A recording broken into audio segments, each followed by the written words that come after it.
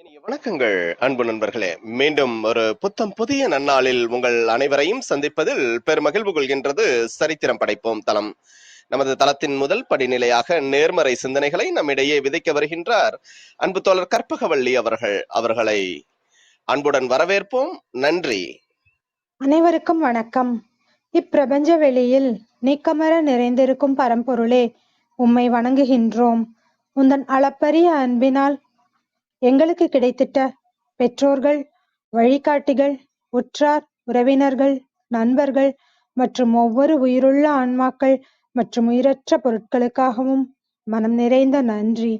உந்தன் அபரிமிதமான படைப்பால் இப்பூவுலகு உந்தன் எழில் இயற்கையாலும் நிறை வளங்களாலும் நீடித்த நலங்களாலும் ஆகச்சிறந்த நேர்மறை எண்ணங்களாலும் இவ்வுன்னத உலகிலும் எங்கள் உயிர் துடிப்புள்ள உள்ளங்களிலும் நீக்கமற நிறைந்துள்ளது. உந்தன் அளப்பரிய அன்பினாலும் அருளினாலும் ஆசீராலும் நாங்கள் ஒவ்வொருவரும் உயர்ந்த உன்னதமான வாழ்வியல் பயணத்தை நிறைவுடனும் நிம்மதியுடனும் அன்றாடம் மேற்கொண்டு வருகின்றோம், ஆகச்சிறந்த வழிகளில். இதனால் நாங்கள் இச்சமூகத்தின் இன்றியமையாதவர்கள் என்பதையும், சீரிய வழியில் பயணிக்கும் அளவிற்கு ஆக்கப்பூர்வமான வழிகளில் எங்களை அன்றாடம் புதுப்பித்து வருகின்றோம். உந்தன் ஒப்பற்ற வழி நடத்துதலுடன் சிறுதுளி பெருவெள்ளமாகும் என்பதைப் போல் நாங்களும் சிறுக சிறுக சாதனை துளிகளை கோர்த்து வருங்கால சரித்திரத்தை ஆக்கப்பூர்வமான முன்னெடுப்புகளால் அலங்கரிக்கும் வரம் தாரும். அனைவருக்கும் நன்றி, அனைத்திற்கும் நன்றி, ஆண்டவனுக்கும் நன்றி. நன்றி. நன்றிங்க அன்பு தோழர். நமது நிகழ்வின் அடுத்த படிநிலையாக நாம் ஒரு நிமிட தியானத்திற்குள் பயணிக்க இருக்கின்றோம். கண்களை மெலிதாக மூடிக்கொள்வோம், கரங்களை கோர்த்துக் கொள்வோம். இப்பிரபஞ்ச பெருவெளியில் உள்ள இறைமைக்கு மனதார நன்றி பகிர கிடைத்த மற்றும் ஒரு அற்புதமான நன்னாள் இது. இப்பொழுது நாம் உச்சரிக்க இருக்கும் ஒவ்வொரு வார்த்தைகளுடன் நன்றி உணர்வினையும் கலந்து இறைமைக்கு சமர்ப்பிப்போம் அன்பின் காணிக்கையாய். இன்றெடுத்து அன்றாடம் அமுதூட்டி அன்பாகவும் கருணையாகவும் மாறிப்போன அன்பு தாய்க்கு மனம் நிறைந்த நன்றி. ஒவ்வொரு நாளையும் ஒவ்வொரு பொழுதையும் தமது உழைப்பாலும் தியாகத்தாலும் குடும்பத்தை நிறைத்து அறிவாகவும் ஆற்றலாகவும் மாறிப்போன அன்பு தந்தைக்கு மனம் நிறைந்த நன்றி. பரிசுத்தமான இயற்கையை பரிசளித்து சென்ற நம் முன்னோர்கள் ஒவ்வொருவருக்கும் அகம் நிறைந்த நன்றி. கற்பித்தல் என்னும் இனிய அனுபவம் வாயிலாக அன்றாட பொழுதுகளை அர்த்தமுள்ளதாக்கும் ஆசிரிய பெருந்தகைகள் ஒவ்வொருவருக்கும் அகம் நிறைந்த நன்றி. இப்பிரபஞ்ச பூ உலகினுள் பயணித்துக் கொண்டிருக்கும் பயணிக்க இருக்கின்ற ஒவ்வொரு உயிருள்ள ஆன்மாக்களுக்கும் அகம் நிறைந்த நன்றி. உயிரற்ற பொருட்களாய் வாழ்வின் உடன் வழித்துணையாய் வாழ்வின் பாதையை என்றென்றும் நிறைக்கும் உயிரற்ற பொருட்களுக்கும் மனம் நிறைந்த நன்றி. இப்பிரபஞ்ச பூ உலகினை தமது பேரன்பாலும் பேரருளாலும் பேராசிராலும் ஆண்டு அரவணைத்து காத்து வரும் அந்த ஆண்டவனுக்கும் நன்றி. இப்பொழுது நமது சுவாசத்தின் ஓசையில் அது பயணிக்கும் பாதைகளில் நாமும் ஒரு நிமிடம் இணைந்து பயணிப்போம், நம் மூச்சின் சுவாசத்தினை சீர்மைப்படுத்தியவர்களாய்.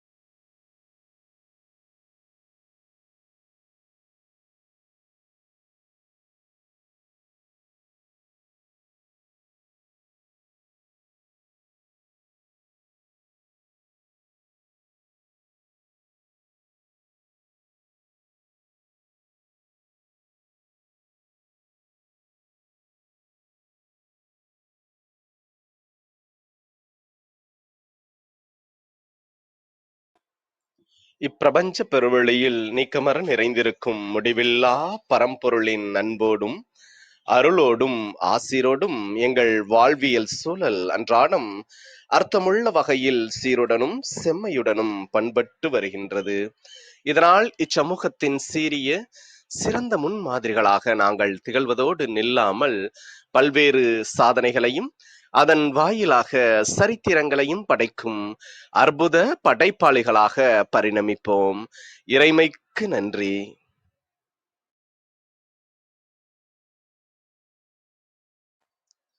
இனிய வணக்கங்கள் அன்பு நண்பர்களே. மீண்டும் ஒரு புத்தம் புதிய நன்னாள் இறைமையின் வரமாக நமது தளத்தின் 420வது நிகழ்விற்கு உங்கள் ஒவ்வொருவரையும் அன்புடன் வரவேற்பதில் பெருமகிழ்வு கொள்கின்றது சரித்திரம் படைப்போம் தளம். இந்த நாள் உங்களுக்கு ஆக சிறந்த நன்னாளாக அமைந்திடவும், நீங்கள் அடியெடுத்து வைக்கும் ஒவ்வொரு முயற்சிகளும் உங்களுக்கு ஆக சிறந்த வெற்றிகளை பரிசளிக்கவும் அன்பின் வாழ்த்துக்களை பகிர்ந்து கொள்வதில் பெருமகிழ்வு கொள்கின்றோம் நாங்கள். அன்பிற்கினிய நண்பர்களே, இந்த வாரம் முழுக்க நாம் இளவேனில் என்ற ஒரு அற்புதமான தொகுப்பின் கீழ் நமது சிந்தனைகளை செழுமைப்படுத்தி வருகின்றோம். ஏப்ரல் மாதங்களை உள்ளடக்கிய இந்த இளவேனில் காலத்தில் நாம் இன்று வசந்தமாகும் வாழ்க்கை என்ற ஒரு அற்புதமான தலைப்பின் கீழ் நமது சிந்தனைகளை செழுமைப்படுத்த இருக்கின்றோம். இன்றைய நிகழ்வின் சிறப்பு அழைப்பாளராக, சிறப்பு பேச்சாளராக நம்மிடையே இணைந்திருப்பவர் அன்பு சகோதரர் அசோக் மணி அவர்கள். நிறைய கருத்து செறிவுகளை தம்முள் உள்ளடக்கியவராக, நிறைய புத்தக வாசிப்பு பழக்கங்களை தம்மது வாழ்வியல் வழிமுறையாக பின்பற்றுபவர் அன்பு சகோதரர் அவர்கள். தெளிந்த பார்வை, ஒவ்வொரு விடயத்தையும் அணுகும் கண்ணோட்டம் என்பதில் எப்பொழுதும் தனித்துவம் நிறைந்தவராக விளங்கக்கூடியவர். வாழ்வின் வழிகளில் எவ்வாறு வசந்தத்தை காணலாம் என்பதை குறித்த ஒரு அற்புதமான சிறப்புரையை இன்று நம்மிடையே அன்பு பரிசாக வழங்குவதற்காக நம்மிடையே இணைந்துள்ளார். நமது எளிய அழைப்பினை ஏற்று இன்றைய நிகழ்வின் சிறப்பு அழைப்பாளராக, சிறப்பு பேச்சாளராக இணைந்துள்ள அன்பு சகோதரர் அவர்களை சொல்லரங்க சொந்தங்களாகிய உங்கள் ஒவ்வொருவரின் சார்பிலும் சரித்திரம் படைப்போம் தளம் இந்நிகழ்விற்கு வருக வருக வருக என்று வரவேற்பதில் பெருமகிழ்வு கொள்கின்றது. வாருங்கள், அடுத்த 50 நிமிடங்கள் அன்பு சகோதரர் அவர்களின் அற்புதமான சிறப்புரையில் இணைவோம். நமது வாழ்வியல் புத்தகத்தில் புத்தம் புதிதாய் இன்று மலர்ந்துள்ள புதியதோர் பக்கத்தின் அழகியதோர் அத்தியாயத்தினை வசந்தமாகும் வாழ்க்கை என்ற அற்புதமான தலைப்பின் கீழ் செழுமைப்படுத்துவோம். நமது வாழ்வின் வழிகளை இன்னும் செம்மைப்படுத்துவோம். நன்றி. குட் மார்னிங் சார் எல்லாருக்கும். பிரிட்டோ சார் சொன்ன மாதிரி என் பேர் அசோக். நான் அங்கே முன்னாடி கொஞ்சம் ரெகுலராக வந்துட்டு இருந்தேன், இப்போ வர முடியல. இந்த டாபிக் வசந்தமாகும் வாழ்க்கை அப்படிங்கிற இந்த டாபிக் இருந்துட்டு நான் எப்படி பேசலாம்னு நினச்சேன்னா, பிரிட்டோ சார்கிட்ட சொன்னேன் இந்த மாதிரி கொஞ்சம் லைஃப்பில் வேல்யூஸ் பற்றி பேசலாமா சார் அப்படின்னு கேட்டப்போ அவர் உடனே இது நல்ல ஐடியாவாக இருக்குது, நம்ம ஒரு டாபிக் ரெடி பண்ணி பண்ணலாங்கிற மாதிரி வசந்தமாகும் வாழ்க்கைன்ட்டு அமுச்சு விட்டார். இந்த ஐடியா அதாவது வேல்யூஸ் அப்படிங்கிறது நான் எங்கேருந்து எடுத்தேன்னா ஒரு புக்கில் இருந்தான் again. So the shuttle art அப்படிங்கிற ஒரு புக்கு மார்க் மென்ஷன் ஒருத்தர் எழுதியிருக்காரு. ஸோ இந்த புக்கு நான் இது வரைக்கும் ஒரு 5-6 முறையே படிச்சிட்டேன். எனக்கு அவ்வளோ ஒரு இம்ப்ரெஸ் ஆன ஒரு புக்கு. இந்த புக்கில் இருந்து சார் சொன்ன மாதிரி என்னோட பர்செப்ஷன் எப்படி அப்படிங்கிற மாதிரி யோசித்து நானாக ஒரு பர்செப்ஷனோட இந்த புக்கை படிச்சிருக்கேன். இன்ஃபேக்ட் அந்த புக்கில் அந்த ஆத்தராக தான் சொல்லுவாங்க, என்னோட புக்கு எல்லாருக்கும் டிஃப்ரெண்ட்டு. அதனால தான் அந்த புக்கு எனக்கு ரொம்ப பிடிச்சது. ஏன்னா அவர் ரொம்ப ப்ராக்டிக்கலாக பேசுகிற மாதிரி இருக்கும்.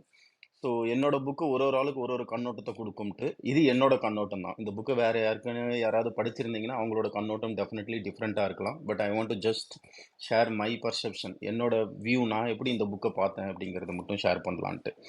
ஓகே, நம்ம எல்லாமே எப்போ பார்த்தாலும் ஒரு செல்ஃப் ஹெல்ப் புக்கு, அதாவது நம்மளை மோட்டிவேட் பண்ணுற புக்குன்னு பார்த்தோம்னா, அவங்க ஏதோ ஒரு ஸ்டோரியோட ஆரம்பிச்சாங்கன்னா அந்த ஸ்டோரி யாரோட ஸ்டோரியாக இருக்கும்னா ஸ்டீவ் ஜாப்ஸு, இல்லைனா பில் கேட்ஸு, இன்கேஸ் நம்ம ஊரில் பார்த்தோம்னா அப்துல் கலாம் சார், இந்த மாதிரி ரொம்ப பெருசாக அச்சீவ் பண்ணவங்களோட ஒரு லைஃப்பில் இருந்தால் இந்த புக் ஆரம்பிப்பாங்க. இந்த மாதிரி புக்ஸு எனக்கு இந்த புக்கில் இம்ப்ரெஸ் ஆன ஃபஸ்ட்டு விதம் என்னென்னா, இதில் இருந்துட்டு ஒரு கேரக்டர் வரும்.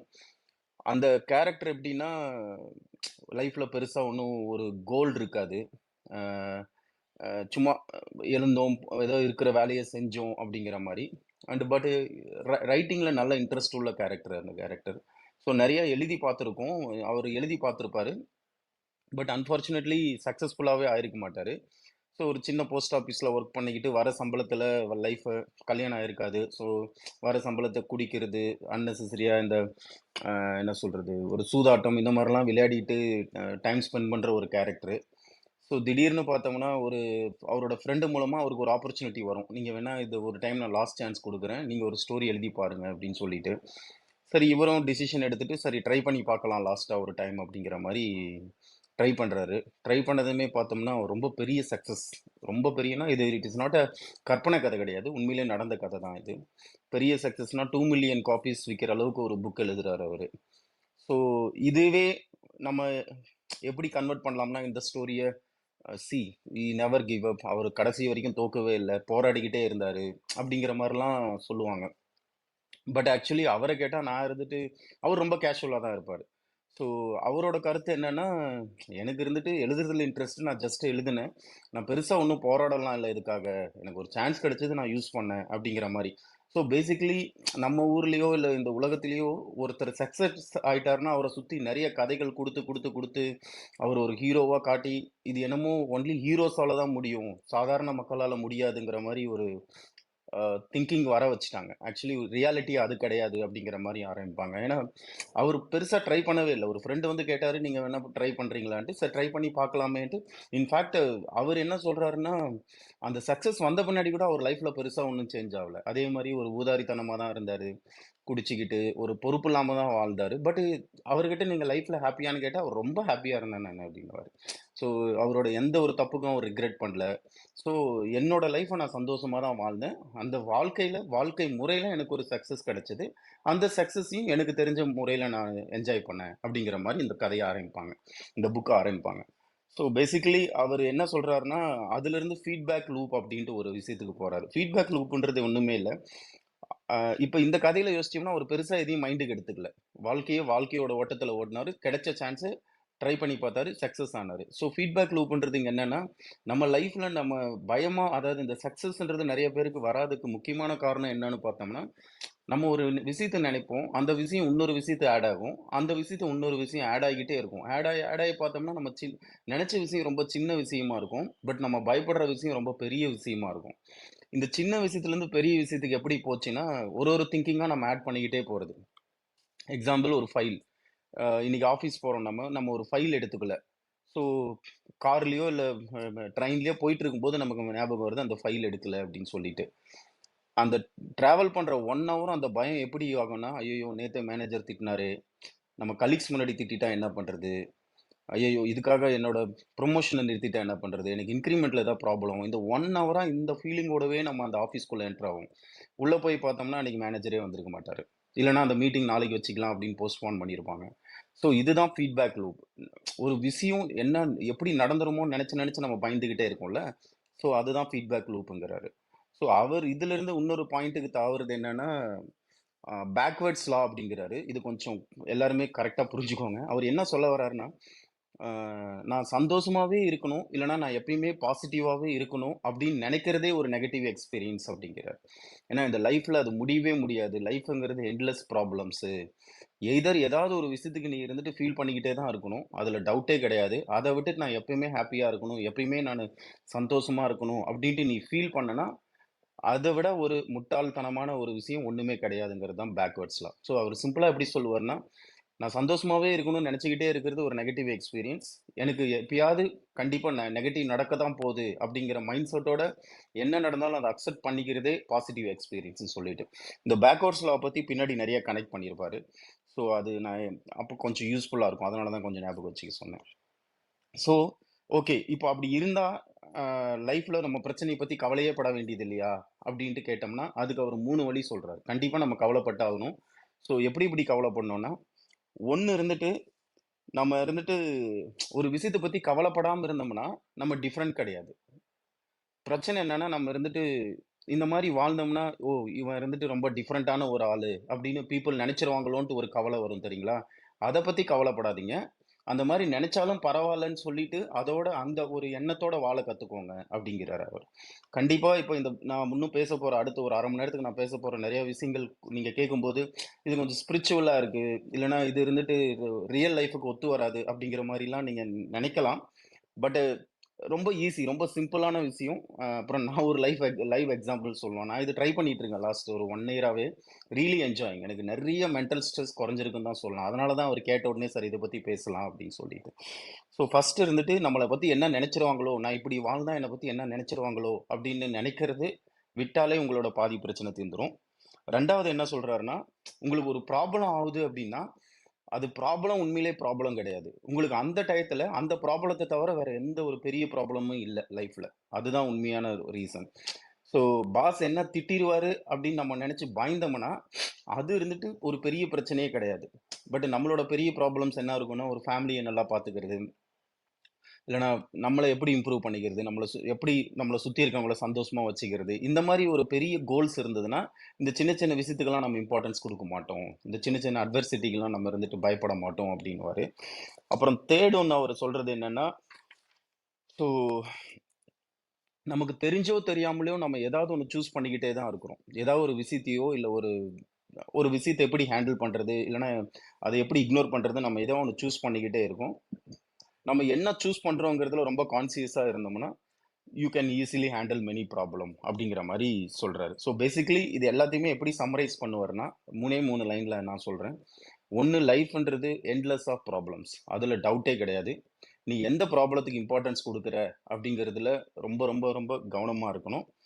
அப்ப நீ ஒரு ப்ராப்ளத்த ஹேண்டில் பண்ணும்போது உனக்கு ஒரு பெயின் கண்டிப்பா இருக்கும். எந்த பெயின நீ சூஸ் பண்ண போற அப்படிங்கிறதுலயும் தெளிவா இருக்கணும் அப்படிங்கிற மாரி சொல்லி இந்த ஃபர்ஸ்ட் இத முடிச்சு விட்டுருவாரு. அடுத்தது பார்த்தோம்னா, ஹாப்பினஸ் இஸ் ப்ராப்ளம் அப்படிங்கிறாரு. ஸோ அந்த அடுத்த சாப்டர்.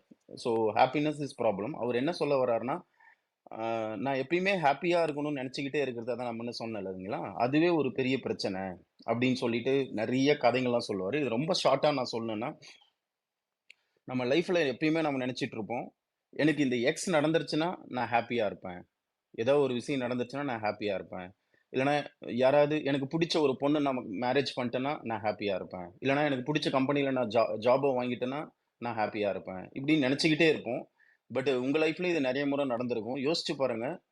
நீங்க ஒரு காலத்துல ஒரு விஷயத்த ரொம்ப ஆசையா இத அச்சீவ் பண்ணா நான் ரொம்ப ஹாப்பியா இருப்பேன்னு நெனைக்கிற விஷயம், இன்னைக்கு உங்களுக்கு எய்தர் ஸ்ட்ரெஸ்ஸா இருக்கும். அச்சீவ் பண்ணியிருப்பீங்க. எய்தர் இன்னைக்கு உங்களுக்கு ஸ்ட்ரெஸ்ஸா இருக்கும். கல்யாணத்த சொல்லல நானு. காமெடி ஆயிடக்கூடாது. ஈவன் ஜாப்ப கூட சொல்றேன். ஒரு நல்ல ஒரு கம்பெனில. இன்னைக்கு ஒரு ஸ்ட்ரெஸ்ஸா இருக்கும். பட் அங்கிருந்து நம்ம வேற இடத்துல மாறணும் அப்படிங்கிற ஒரு ஃபீலிங் இருக்கும். ஸோ அதுதான் அவரு சொல்ல சொல்ல வர விஷயம். ஸோ ஏதாவது ஒண்ணு கிடைச்சா நான் ஹாப்பியா இருப்பேன் அப்படிங்கிற அந்த மைண்ட் செட்ட தயவு செஞ்சு ரிமூவ் பண்ணிடுங்க அப்படிங்கிற மாரி சொல்றாரு. ஏன்னா, இந்த இடத்துல புத்தாவோட ஸ்டோரி, புத்தா எப்படி பொறந்தாரு, அவங்க அப்பா அவர எப்படி பார்த்துக்கிட்டாருன்னு நெறைய பேருக்கு தெரிஞ்சிருக்கும். ஸோ பேசிக்கலி புத்தா என்ன டிஸ்கவர் பண்ணுவாரு, ஃபைனலி சந்தோஷங்கிறது சாரி ஹாப்பினஸ்ங்கிறது எப்பயுமே சந்தோஷமா இருக்கிறதும் கிடையாது. எப்பயுமே சோகமா இருக்கிறதும் கிடையாது. ரொம்ப பேலன்ஸ்டா இருக்கிற மாரி, அப்படிங்கிற மாரி. ஸோ அது இருந்துட்டு ரொம்ப ஒரு ஸ்பிரிச்சுவலான ஒரு விஷயம்னா கூட, இன்னைக்கு நிலைமைக்கு கூட நம்மளோட டே டு டே லைஃப்ல ரொம்ப ரொம்ப யூஸ்ஃபுல்லா இருக்கும். இந்த ஒரு பாயிண்ட்ட மைண்ட்ல வச்சுக்கிட்டீங்கன்னா. அதனால again life is endless series of problem. So நான் ஒரு ஒரு பிரச்சனையும் எப்படி அணுகப் போறேன் அப்படிங்கிறதுல தான் என்னோட ஹாப்பினஸ் இருக்கு.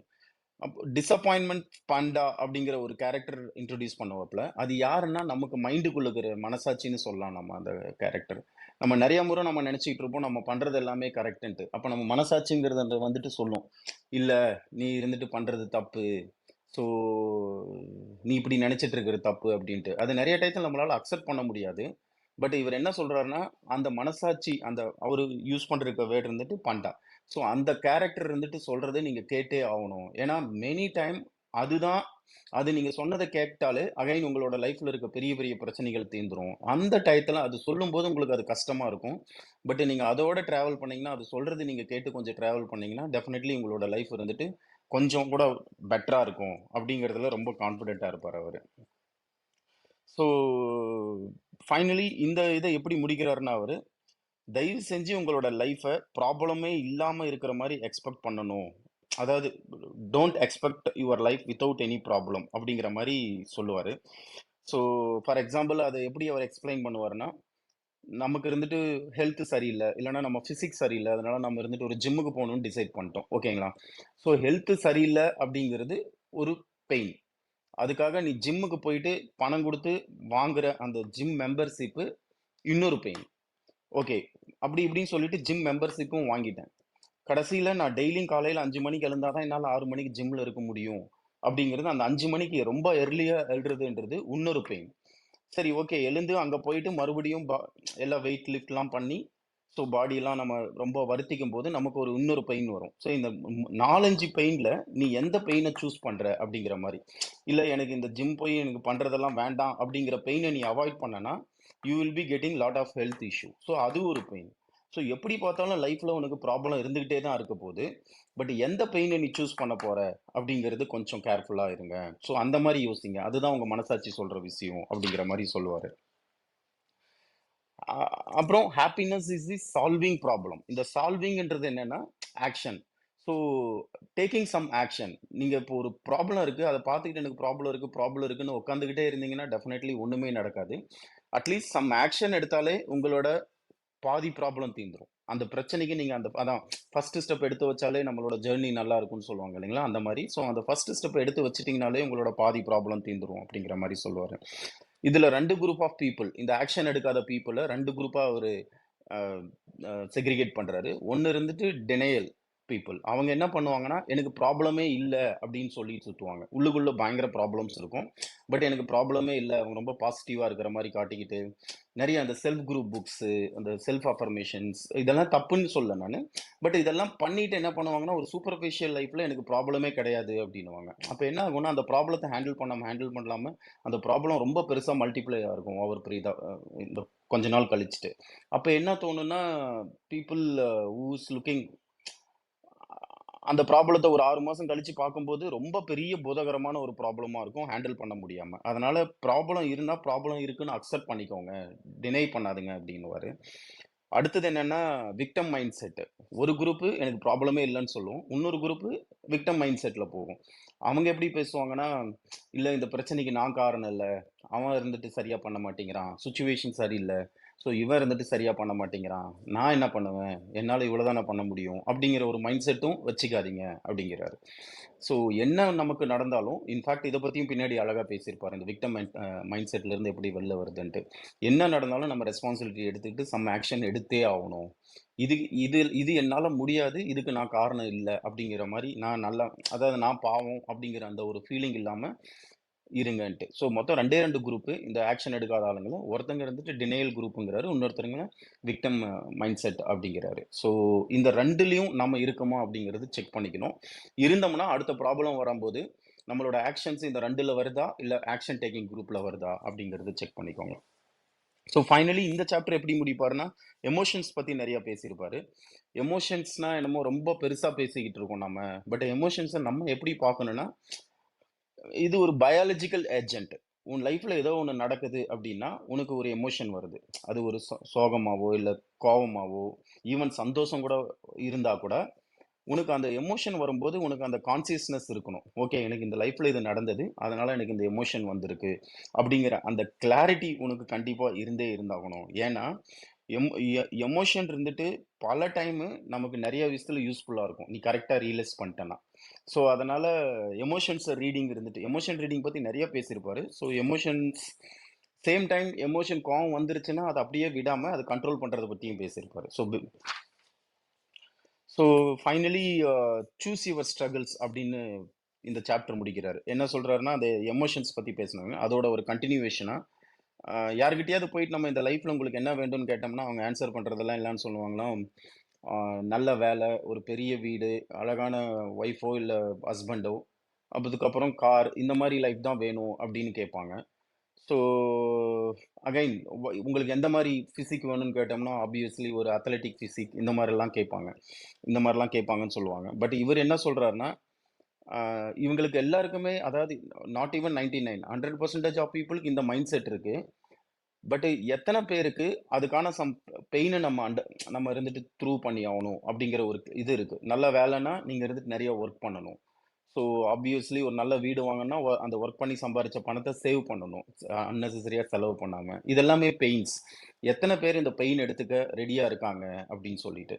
அதனால உங்களுக்குள்ள ஏதாவது ஒரு கோல் இருந்தா, அதுக்கு என்னென்ன பெயின் நீங்க அ என்ன சொல்றது? என்னென்ன பெயின் உங்களுக்கு வரும் அப்படிங்கிற ஒரு கிளாரிட்டி இருந்துட்டு, அத அக்செப்ட் பண்றதுக்கு நீங்க ரெடியா இருக்கீங்களா? ஸோ அத அக்செப்ட் பண்றதுக்கு ரெடியா இருங்க அப்படிங்கிற மாரி சொல்லுவாப்ல. So basically happiness is a ப்ராப்ளம்ங்கிற இந்த சாப்டர எப்படி முடிப்பாருன்னா, ஏதாவது ஒண்ணு அச்சீவ் பண்ணணும்னா கண்டிப்பா ஏதாவது ஒரு வழி இருந்தே இருக்கும். ஸோ அந்த வழிய அக்செப்ட் பண்ணணும். அந்த வழிய இருந்துட்டு ஹேண்டில் பண்ணணும் சந்தோஷமா அப்படிங்கிற மாரி சொல்லுவாரு. அந்த வழிய எடுத்துக்காம என்னால ஹாப்பியா இருக்கணும்னு நெனைக்கிறது ஒரு முட்டாள்தனம் அப்படிங்கிற மாரி முடிச்சு விடுவாரு. அதுக்கப்புறம் you are not so special அப்படிங்கிற ஒரு டாபிக் இது. இதுல என்ன பேசுவாருன்னா, ஜிம்மின்னு சொல்லிட்டு ஒரு கேரக்டரை இன்ட்ரடியூஸ் பண்ணுவார். அகைன் இந்த ஜிம்மி யாருன்னா ஒரு பயங்கரமான பிஸியான ஆளு. பிஸினா என்ன சொல்றது, 24x7 எப்பயுமே பிஸியா இருப்பாரு. யாராவது அவங்க ஃப்ரெண்ட்ஸோ இல்லை ரிலேட்டிவோ பார்த்தாங்கன்னா எல்லாரையும் இம்ப்ரெஸ் பண்ணுவார் இவர் பேசி. நான் அதை பண்ணிட்டு இருக்கேன், இதை பண்ணிட்டு இருக்கேன், அந்த ஸ்டார்ட் அப்ல இருக்கேன், இந்த நாளைக்கு இந்த கான்ஃபரன்ஸ் போறேன், இதை கத்துக்க போறேன் அப்படிங்கிற மாதிரிலாம் எப்போ பாரு ரொம்ப பாசிட்டிவா இருப்பாரு. அவரை பார்க்கும்போது நிறைய பேருக்கு என்ன தோணும்னா, எவ்வளோ பாசிட்டிவா இருக்காரா, இவருக்கெல்லாம் லைஃப்ல ப்ராப்ளமே இருக்காது போல இருக்கு அப்படின்னு சொல்லுவாரு. ஸோ இந்த மாதிரி கேரக்டர் அவர் எப்படி சொல்றாருன்னா, இந்த ஓவர் செல்ஃப் எஸ்டீம் உள்ள ஒரு கேரக்டர் இது. என்ன நடக்குதுன்ட்டே ஒரு கிளாரிட்டி இல்லாம, அந்த ரியாலிட்டி இல்லாம நம்ம இருந்துட்டு ரொம்ப ஒரு ப்ராப்ளமும் இல்லாம பயங்கர சக்சஸ்ஃபுல்லான பர்சன் அப்படின்ட்டு. பட் இவரோட உண்மையான சுச்சுவேஷன் உள்ள போய் நம்ம ஒரு ஃபேமிலி லைஃப்லயோ இல்ல அவரோட ஃபினான்சியல் லைஃபோ பார்த்தோம்னா ஒர்ஸ்டா இருக்கும். இந்த மாதிரி கொஞ்சம் அந்த சூப்பர்ஃபிஷியலா இந்த பெயினே இல்லாம வாழணும்னு நினைக்கிற இந்த மாதிரி ஒரு கேரக்டரோட போய் பார்த்தோம்னா, வீட்ல ஏகப்பட்ட ப்ராப்ளம்ஸ் இருக்கும். ஃபினான்ஷியலி கிரெடிட் கார்டில் ஏகப்பட்ட பில் இருக்கும் அப்படிங்கிற மாதிரிலாம் எக்ஸ்பிளைன் பண்றாரு. ஸோ அடுத்த ஒரு கேரக்டர் அவரோட அந்த ஆத்தரோட லைஃப்லயே நடந்த இன்னொரு கதை சொல்லுவாரு. என்னன்னா ஒரு 9th படிக்கும்போது இந்த 2 கேரக்டர் கொஞ்சம் ஞாபகம். ஒண்ணு ஜிம்மி, இன்னொன்னு இந்த ஆத்தரோட ஸ்டோரி. ஸோ 9th படிக்கும்போது என்ன ஆச்சுன்னா, இவரு சின்ன வயசுலலாம் ரொம்ப எப்படி சொல்றது, கொஞ்சம் ரூத்லெஸ்ஸா தான் இருந்திருக்காரு. ஸோ இன்ஃபேக்ட் இந்த ஸ்டோரி என்னன்னா, அவரு ட்ரக்ஸ் விப்பாரு. 9th படிக்கும்போதே ஸ்கூல்லயே ட்ரக்ஸ் விப்பாரு.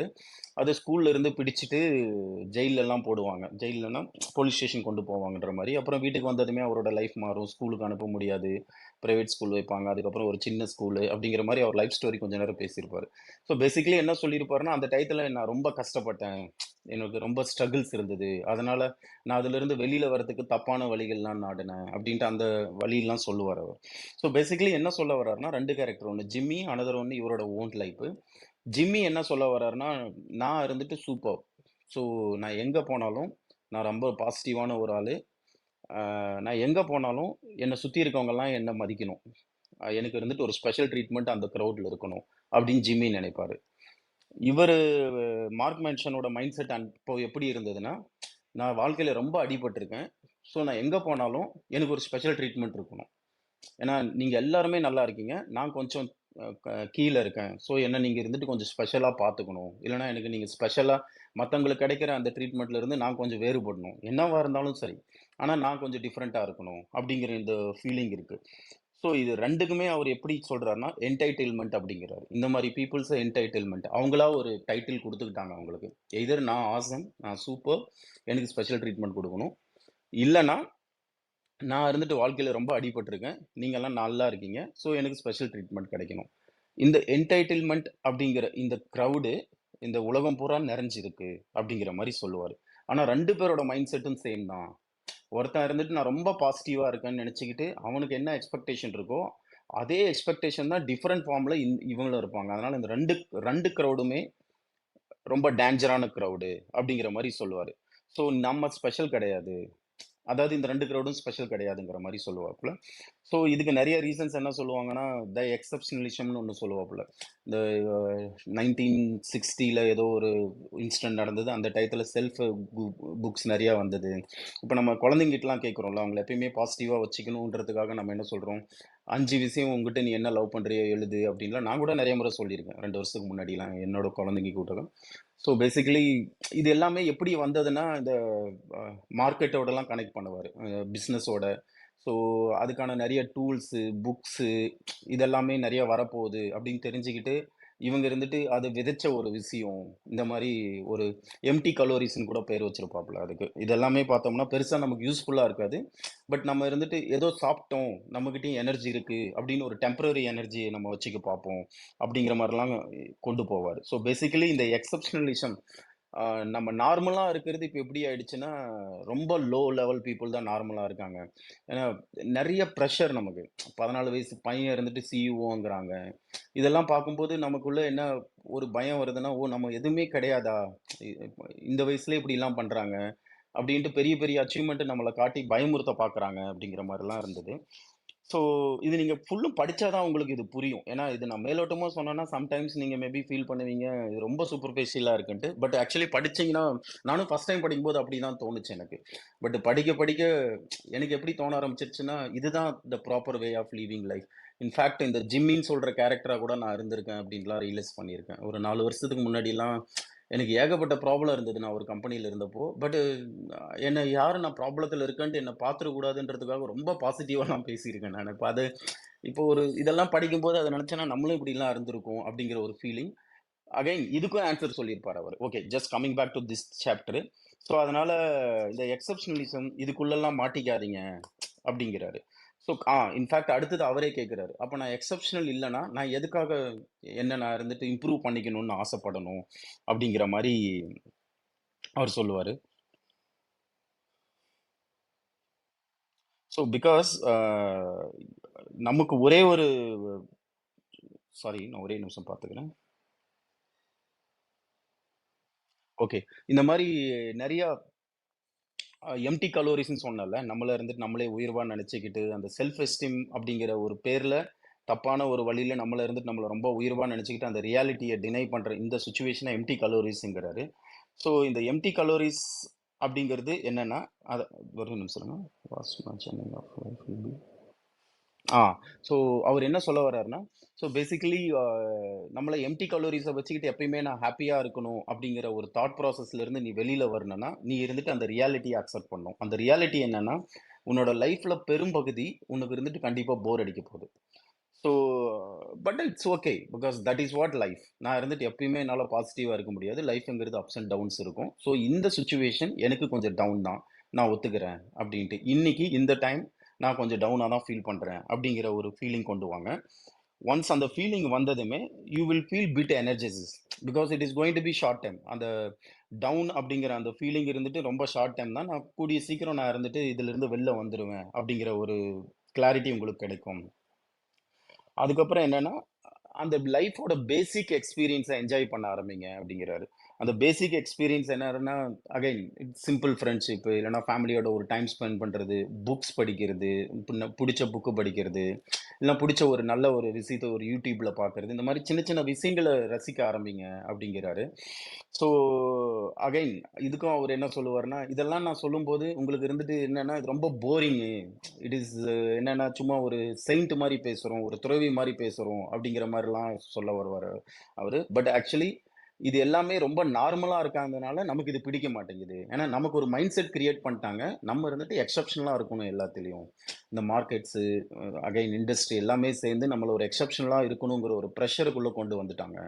ஸோ இத நான் எப்படி கம்பேர் பண்ணி பார்த்தேன்னா, நான் ஸ்கூல் படிக்கும்போது, நான் ஸ்கூலுக்கு போம்போது எனக்கு எவ்வளோ பிரஷர் இருந்தது. இன்னைக்கு என் குழந்தைங்க ஸ்கூலுக்கு போம்போது எவ்வளோ பிரஷர் இருக்கு அப்படிங்கிறது நல்லா கிளீனா புரிய ஆரம்பிச்சது. இந்த ஒரு 30 வருஷத்துல எங்க இந்த சேஞ்ச் வந்ததுன்னு பார்த்தோம்னா, டெஃபினெட்லி இது பிகாஸ் ஆஃப் நம்ம என்ன சொல்றது குளோபலைசேஷன் அது இதுன்னு சொல்லிட்டு பெரிய வார்த்தைகளுக்குள்ள போனதுனால, நமக்கு எல்லாமே ரொம்ப பிரஷரா தெரிய ஆரம்பிச்சது. நான் ஸ்கூல்ல படிக்கும்போது என்னோட ஆவரேஜ் மார்க் வாஸ் 60%. கடவுளோட கருணையினால இன்னைக்கு நான் ஒரு நல்ல லைஃப் வாழ்ந்துட்டு தான் இருக்கேன். இது நான் மட்டும் இல்ல. நெறைய பேர் இந்த மாரி பார்க்க முடிஞ்சது. ஸோ பேசிக்கலி அந்த பிரஷர்க்குள்ள மாட்டாதீங்க அப்படின்னு சொல்றதுல ரொம்ப இதுவா இருக்காரு. ஸோ அக்செப்ட் பண்ணுங்க உங்களுக்கும் ப்ராப்ளம்ஸ் இருக்குன்ட்டு. ஸோ இப்பதான் அவர் அந்த வேல்யூஸ்குள்ள வராரு. ஓகே. ஸோ இந்த மாரி ஒரு லைஃப் நீங்க வாழ்ந்துட்டு இருக்கும்போது, எப்படி ஒரு லைஃப கரெக்ட்டா வாழணும் அப்படிங்கிறபோது அவரு 2 ஸ்டோரி ஆரம்பிப்பாரு. ஒரு ஜாப்பனீஸ் சோல்ஜர் ஒனாடா அப்படின்ற ஒரு ஸ்டோரியும், சுசுகிங்கிற ஒருத்தரோட ஸ்டோரியும். இந்த ஒனடாங்கிறது யாருன்னா, வேர்ல்டு வார் 2 டயத்துல இவரு ஜாப்பனீஸோட ஒரு ஒரு ஐ திங்க் இஸ் கமாண்டன்ட்டோ சம்திங் சம் குட் பொசிஷன்ல இருந்த ஒரு ஆளு. இவருக்கு கீழ ஒரு பெரிய டீம் இருக்கும். ஸோ இவங்களுக்கு குடுத்த ஆர்டர் என்னன்னா, நீங்க இருந்துட்டு இந்த பிலிப்பைன்ஸ் ஓட அந்த ஃபாரஸ்ட்டுக்குள்ள இருந்துட்டு யுஎஸ் ஆர்மிய நீங்க இருந்துட்டு தாக்கணும். அதுக்கப்புறம் என்ன ஆனாலும் சரண்டர் ஆயிடக்கூடாது. அப்படிங்கிற மாரி இந்த இ ஒரு ப ஆர்டர் குடுத்து இவங்கள அந்த காட்டுக்குள்ள அனுப்பிச்சு வச்சுருவாங்க. இவங்களும் காட்டுக்குள்ள இருந்துட்டு யுஎஸ் டீமோட போராடிட்டு இருப்பாங்க. அது அந்த போர் முடிஞ்சிருக்கும். பட் இவங்களுக்கு தெரியாது. ஏன்னா அந்த டயத்துல கம்யூனிகேஷன் இல்லனா அவங்க காட்டுக்குள்ள இருக்கிறதுனால ப்ராப்பர் கம்யூனிகேஷன் இவங்களுக்கு கிடைச்சிருக்காது. ஸோ போர் முடிஞ்சது தெரியாம இவங்க போர் பண்ணிக்கிட்டே இருப்பாங்க. இன்னும். கடைசியில பார்த்தோம்னா, எத்தன வருஷமா அவங்க இந்த மாரி கன்டினியூஸா போராடிட்டு இருந்தாங்கன்னா, ஆ 25 வருஷமோ ஏதோ 1942ல சம்வேர் எனக்கு சரியா இயர் தெரியல. அந்த போர் முடிஞ்சிருக்கும். 1972 வரைக்கும் சாரி 30 இயர்ஸ் வரைக்கும் இந்த மாரி அவங்க போராடிக்கிட்டே இருந்திருப்பாங்க. அதுல நெறைய பேர் சத்திருப்பாங்க. பட் இவரும், இவரோட இன்னொரு ஒரு ஃப்ரெண்டும் 2 பேரும் மட்டும் 30 வருஷமா உண்மையிலே நடந்த கதை. அவரோட ஃபோட்டோலாம் கூட இருக்கும் அந்த புக்ல. ஸோ 30 வருஷமா போர் நடந்துருச்சுன்னு தெரியாம போராடிக்கிட்டே இருந்திருப்பாங்க. இதுல என்ன ஆகும்னா, யுஎஸ் மிலிட்டரிலாம் திரும்பி போயிருக்கும்ல ஒரு 4, 5 வருஷம் கழிச்சுட்டு. ஸோ அவங்க நாட்டுக்காரங்க அங்க இந்த விவசாயம் பண்றவங்க, அவங்களெல்லாம் புடிச்சு கொன்னுகிட்டு இருப்பாங்க. சாப்பிடணும்ல. ஸோ அதனால அங்க இருக்க சிவிலியன்ஸ் யாராவது ஃபுட் எடுத்துட்டு போனா, அவங்களெல்லாம் கொன்னுட்டு அவங்க கிட்ட இருந்து கொள்ளை அடிச்சுக்கிட்டு இன்னும் நாங்க போராடிட்டு இருக்கோன்ற பேர்ல போராடிக்கிட்டே இருப்பாங்க. பட் இத பார்த்துட்டு கவர்ன்மெண்ட் இருந்துட்டு ரொம்ப ப்ராப்ளமா இருக்குன்னு சொல்லிட்டு, ஹெலிகாப்டர்ல இருந்து அவங்க ஃபேமிலியோட கைப்பட எழுதின லெட்டர் வரைக்கும்லாம் தூக்கி போடுவாங்க. அந்த மாரி நெறைய கவர்ன்மெண்ட்டும் நெறைய ட்ரை பண்ணும். அவங்களுக்கு கம்யூனிகேட் பண்றதுக்கு. போர் முடிஞ்சிருச்சு நீங்க திரும்பி வாங்கன்னு சொல்றதுக்கு. கடைசி வரைக்கும் பார்த்தா அவங்க ஒத்துக்கவே மாட்டாங்க. அவங்களுக்கு இருக்கிற பயம் என்னன்னா, இது இருந்துட்டு நம்மள பிடிக்கிறதுக்கான ட்ராப்பா இருக்கும்னு நெனச்சுக்கிட்டு ஒத்துக்காம மறுபடியும் மறுபடியும் கொன்னுகிட்டு இருப்பாங்க. போலீஸ்காரங்களையும், அங்க இருக்கிற லோக்கல் சிவிலியன்ஸ் எல்லாரையும் கொன்னுகிட்டே இருப்பாங்க. ஸோ இந்த மாரி அவரோட லைஃப் போகும் 30 இயர்ஸா. இப்ப சுசுகிங்கிற கேரக்டர் வரும். இவரு யாருன்னா ஒரு 24 இயர்ஸ் பையன். இன்ஃபாக்ட் ஒனடா காட்டுக்குள்ள போன பின்னாடி பொறந்த ஒரு பையன் தான். பட் வளர்ந்து லைஃப்ல இருந்துட்டு அட்வென்ச்சரா இருக்கணும். பெரிய அகைன் காலேஜ் ட்ராப் அவுட்டு. அவர பத்தியும் கொஞ்சம் நெறைய ஒரு 1 1/2 பேஜுக்கு எக்ஸ்ப்ளைன் பண்ணியிருப்பாரு அவரோட கேரக்டர் எப்படின்னு. காலேஜ் ட்ராப் அவுட்டு, ஒரு படிக்காத ஒரு ஒரு ஆளு. பட் என்னன்னா, இந்த ஒனடா விஷயத்துல ஹி காட் இன்ட்ரஸ்டட். 30 வருஷமா தேடுறாங்களாமே. நம்ம ஊரு வீரப்பன் மாரின்னு வச்சுக்கோங்களேன். ஸோ என்னதான் நடக்குது அப்படின்னு தெரிஞ்சுக்கலாம் அப்படிங்கிறதுக்காக, நம்ம ஏன் தேடக்கூடாதுன்ட்டு இவன் காட்டுக்குள்ள போவான். இவன் போன 4 நாள்ல கண்டுபிடிச்சுருவான். ஸோ இவனோட ஸ்ட்ராட்டஜி என்னன்னா, காட்டுக்குள்ள போயிட்டு ஒனடா இந்த மாரி போர் முடிஞ்சிருச்சு அப்படின்ட்டு இவன பத்தி சொல்ற மாரி ஒரு ஸ்டேட்மெண்ட் ரெடி பண்ணிக்கிட்டு, நான் உங்கள கூட்டு போக வந்திருக்கேங்கிற மாரி கத்துவான். கடைசில பார்த்தா ஒன்னடா வந்துருவாங்க. ஸோ வந்ததுமே ஒரு 1 மந்த் அவங்க கொஞ்ச நாள் அவங்க இருந்துட்டு உள்ள காட்டுக்குள்ள தங்கி இருக்கிற மாரி கதை போகும். கதைன்னா உண்மையிலே நடந்த விஷயம். ஸோ அப்ப இருந்துட்டு 2 பேரும் பேசிக்கிட்டதுல என்னன்னா, இவன் எல்லாமே எக்ஸ்பிளைன் பண்ணிருவான். போர் 30 வருஷத்துக்கு முன்னாடியே முடிஞ்சிருச்சு. இப்ப நம்ம ஜாப்பனீஸ் கவர்ன்மெண்ட் தான் நடந்துட்டு இருக்கு. எல்லாமே சொல்லிட்டு இருப்பான். அப்ப இருந்துட்டு இவன் இந்த பையன் இருந்துட்டு அவர்கிட்ட கேட்பான். 30 வருஷமா இது நீங்க போராடிக்கிட்டே இருந்தீங்களே, அது என்ன ரீசன் அப்படின்னு கேட்டப்ப, அவரு சொல்ற ஆன்ஸர் என்னவா இருக்குன்னா, பிகாஸ் எனக்கு இருந்துட்டு குடுத்த ஆர்டர் என்னன்னா, என்ன ஆனாலும் சரண்டர் ஆயிடக்கூடாது. ஸோ அதனால தான் நான் அந்த லெட்டர் எதையுமே அ மதிக்கல. பிகாஸ் எனக்கு குடுத்த ஆர்டர் என்ன ஆனாலும் சரண்டர் ஆகக்கூடாது. நான் அத மதிக்கணும். எனக்கு குடுத்த basically loyalty is is value அப்படின்னுவாரு. ஸோ, சரி நீ எதுக்கு என்ன தேடிக்கிட்டு வந்த? அப்படின்னு சொன்னப்போ, இல்ல எனக்கு ஏதாவது அட்வென்ச்சரா இருக்கணும் அப்படின்னு தோணுச்சு. அதுக்காக நான் வந்தேன் அப்படிங்கிற மாரி சொல்லுவான். ஸோ, இத அவர் எப்படி கோரிலேட் பண்ணுவாருன்னா, 2 பேர்கிட்டயுமே ஒரு நல்ல வேல்யூ இருந்தது. லாயல்டிங்கிற ஒரு வேல்யூ ஒனடாகிட்டயும், இவங்கிட்ட அட்வென்ச்சரஸா இருக்கணும் அப்படிங்கிற ஒரு வேல்யூ. பட் ஆனா அவங்க அத யூஸ் பண்ண விஷயம் இருக்குல்ல, அதனால யாருக்குமே யூஸ் கிடையாது. பட் அவங்க கிட்ட போய் கேட்டப்போ, இன்ஃபாக்ட் ஒனோடா கிட்ட ஒன்ஸ் அவர் இவரு திரும்பி ஜப்பானுக்கு வந்ததுமே கேட்டப்போ, நீங்க எப்படி ஃபீல் பண்றீங்க? ஏதாவது ரெக்ரெட் பண்றீங்களா? தெரியாம 30 வருஷம் போயிட்டோமேன்னு அப்படின்னு கேட்டப்போ, அவர் சொன்ன ஆன்ஸர், "இல்ல, இல்ல நான் ரெக்ரெட்லாம் பண்ணல. In fact I am so proud. ஏன்னா எனக்கு குடுத்த ஆர்டர நான் இத்தன வருஷம் என்னால ஃபாலோ பண்ண முடிஞ்சது. என்னால காப்பாத்த முடிஞ்சதுன்னு சொல்லிட்டு." ஸோ அப்படின்னு சொன்னத இவரு இவரு எப்படி இவரோட பெர்செப்ஷன் என்னன்னா, அதுவே ஒரு முட்டாள்தனம். 30 வருஷமா ஒரு இல்லாத ஒரு கவர்மெண்ட்டுக்காக போராடி இருக்கோம். அத பத்தி கூட ஃபீல் பண்றது கூட முடியாத அளவுக்கு அவரோட அந்த ஒரு அண்டர்ஸ்டாண்டிங் இல்லன்னா, அதுக்கப்புறம் அந்த லாயல்டிங்கிற அந்த ஒரு நல்ல வேல்யூ இருந்து பிரயோஜனமே இல்ல. அப்படிங்கிற மாரி சொல்லுவாரு. இவன் ஒனடாவையும் இதே மாரி தான். ஸோ இவ்வளவு ஒரு அட்வென்ச்சரஸான ஆளு, ஒரு யுஎஸ் கவர்ன்மெண்ட் 5 வருஷமா தேடி, ஒரு ஜாப்பனீஸ் கவர்ன்மெண்ட் 30 வருஷமா தேடின ஒரு ஆள 4 நாள்ல கண்டுபிடிக்க முடிஞ்ச அந்த அட்வென்ச்சரஸ் வேற எதுக்காவது இவன் யூஸ் பண்ணியிருந்திருக்கணும். அப்படிங்கிற மாரி கொண்டு போவாரு. ஸோ, அ அதுதான். அவர் வந்துட்டு கேட்கறது இதிலிருந்து என்ன கேட்கிறாருன்னா, இப்ப நான் ஏதோ ஒரு விஷயத்துக்காக சஃபர் பண்றேன்னா, நான் எதுக்காக சஃபர் பண்றேங்கிறதுல கொஞ்சம் கிளியரா இருங்க. நம்ம ஏதாவது ஒரு விஷயத்துக்கு கஷ்டப்பட்டுட்டு இருக்கோம்ன்னு கன்டினியூஸா கஷ்டப்படுறதுனால, நான் எதுக்காக இவ்ளோ கஷ்டப்படுறேன்? அப்படிங்கிற ஒரு கொஸ்டின கேட்டுக்கோங்க நடுவுல. அப்படின்னு சொல்லிட்டு செல்ஃப் அவேர்னஸ் பத்தி பேசுறாரு. 3 லேயர் இருக்கும். ஃபர்ஸ்ட் இருந்துட்டு நம்ம இருந்துட்டு எப்ப இருந்துட்டு ஹேப்பியா இருக்கும், எப்ப சோகமா இருக்கும் அப்படிங்கிற ஒரு கிளாரிட்டி இருக்கணும். 2வது நான் ஏன் இந்த ஹேப்பியாவோ, சோகமாவோ இருக்கேன் அப்படிங்கிற மாரி நெக்ஸ்ட் கொஸ்டின் கேளுங்க. அதுக்கு ஒரு ஆன்சர் கிடைக்கும். 3வது ஒரு கொஸ்டின் கேளுங்க. ஓகே, இந்த விஷயத்தினால நான் ஹேப்பியா இருக்கேன்னு சொல்றேன். என்ன ஏன் இந்த விஷயம் ஹேப்பி ஆகுது? அப்படின்னு சொல்லி ஒரு கொஸ்டின் கேட்டீங்கன்னா, அதுக்கு ஒரு ஆன்சர் வரும். அந்த ஆன்சர் தான் உங்களோட வேல்யூ. உங்களோட என்டையர் லைஃப் இருந்துட்டு அந்த அந்த மாரி ஒரு 2, 3 வேல்யூ சுத்தி தான் இருக்க போது. So basically it is way to find out your value. நெறைய பேருக்கு நம்ம எதுக்கு இம்பார்ட்டன்ஸ் குடுக்குறோம், என்ன நம்ம லைஃப்ல நம்ம வேல்யூ பண்றோங்கிறதே தெரியாம இருக்கும். ஸோ அந்த டயத்துல இந்த எக்ஸ்பீரியன்ஸ் யூஸ்ஃபுல்லா இருக்குங்கிறாரு. பட் அகைன் இது இருந்துட்டு இட்ஸ் நாட் ஈஸி. பிகாஸ் இந்த 3வது ஸ்டேஜ் இருந்துட்டு ஈவன் சைக்காலஜி படிச்ச ஃபிசியோதெரபியே திணறுவாங்க. ஸோ அதனால it needs lot of time, lot of incidents உங்க லைஃப்ல நடந்திருக்கணும். அது சம்டைம்ஸ் இயர்ஸ் கூட ஆகும். But keep trying it. What is your value அப்படிங்கிறதுல அப்படின்றாரு. அது கண்டுபிடிக்கிறதுக்கான வழி தான் 3. இதுக்கு நிறைய சொல்லுவார் அவர் இருந்துட்டு. அவருக்கும் அவர் தம்பிக்கு இருந்த இஷ்யூ அவர் எப்படி கண்டு ஹேண்டில் பண்ணாருன்னு எல்லாமே. பட் சுருக்கமாக சொல்லணும்னா இந்த மூணு கொஸ்டின் கேட்டோம்னா ஒரு ஆன்சர் கிடைக்கும். அதுதான் உங்க வேல்யூவா இருக்கும். பட் ஒரு எக்ஸ்பீரியன்ஸ்ல முடிவு பண்ணிடாதீங்க. Have many experience to confirm it. எல்லா இடத்துலையும் match ஆகுதான்ட்டு.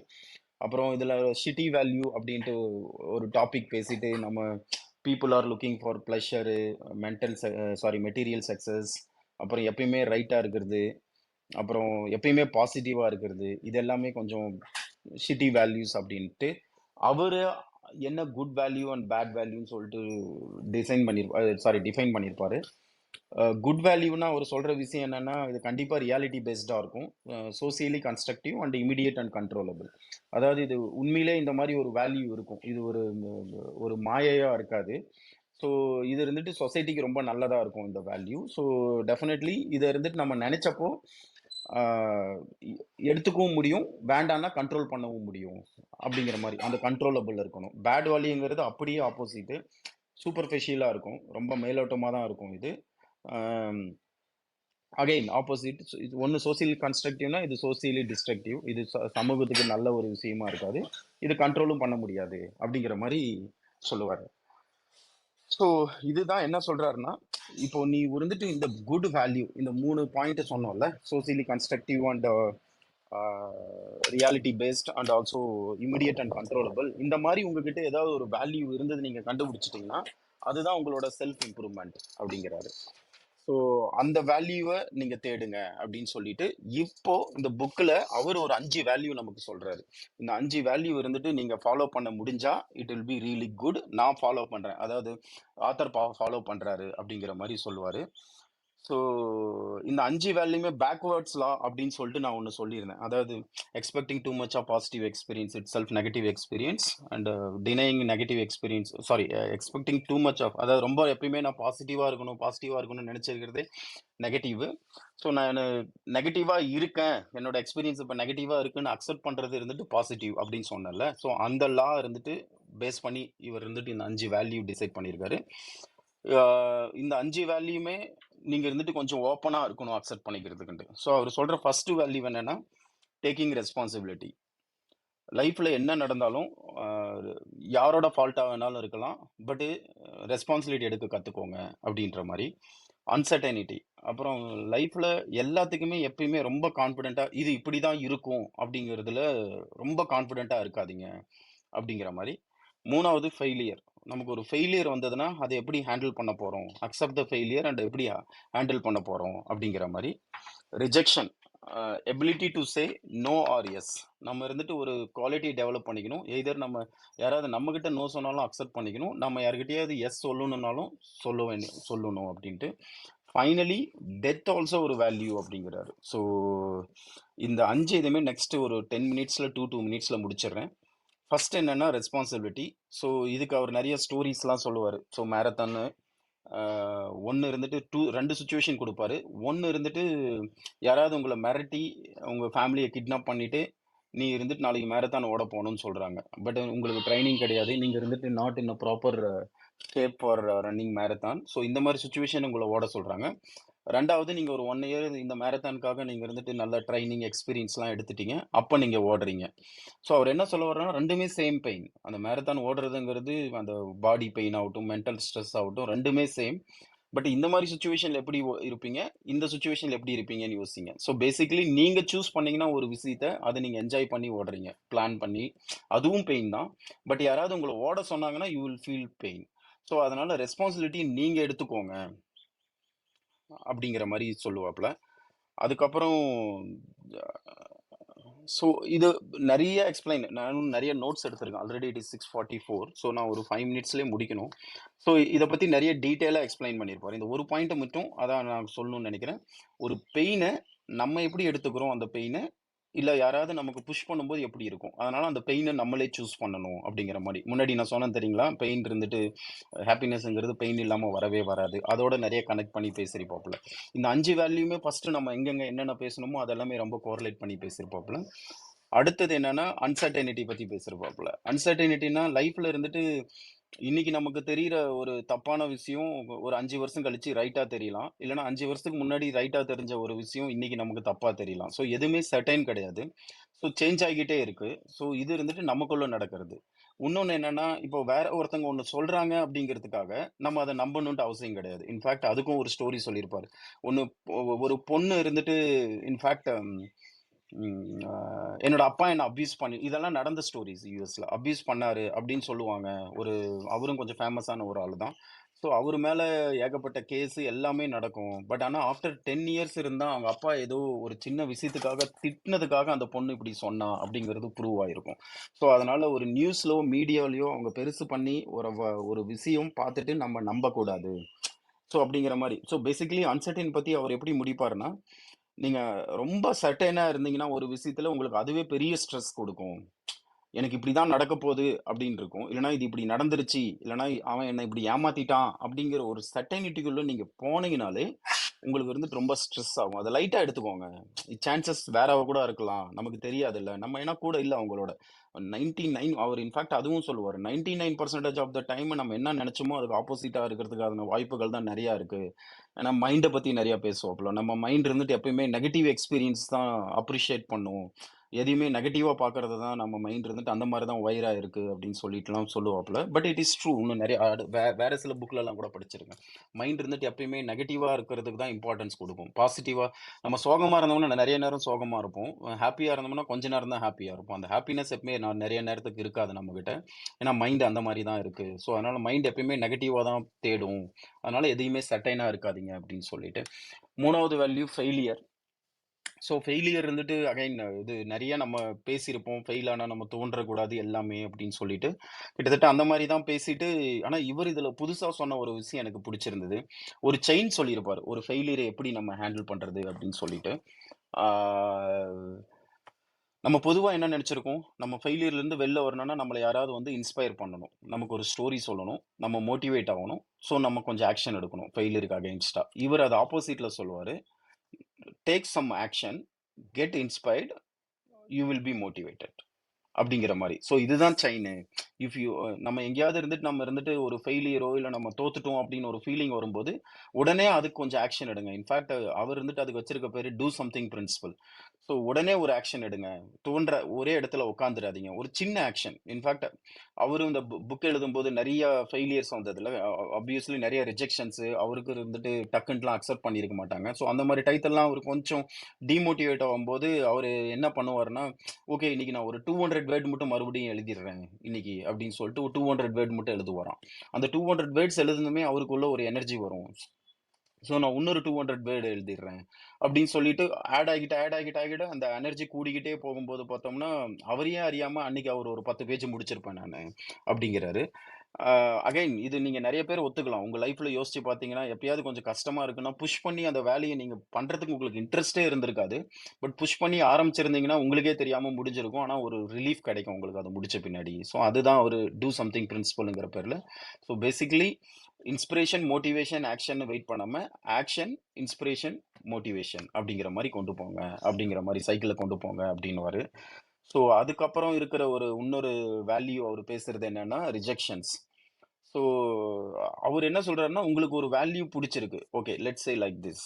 You want to value your family. So ஒரு Friday night or Saturday night நீங்க ஃபேமிலியோட இருந்து டைம் ஸ்பெண்ட் பண்ணணும்னு டிசைட் பண்ணிட்டீங்க.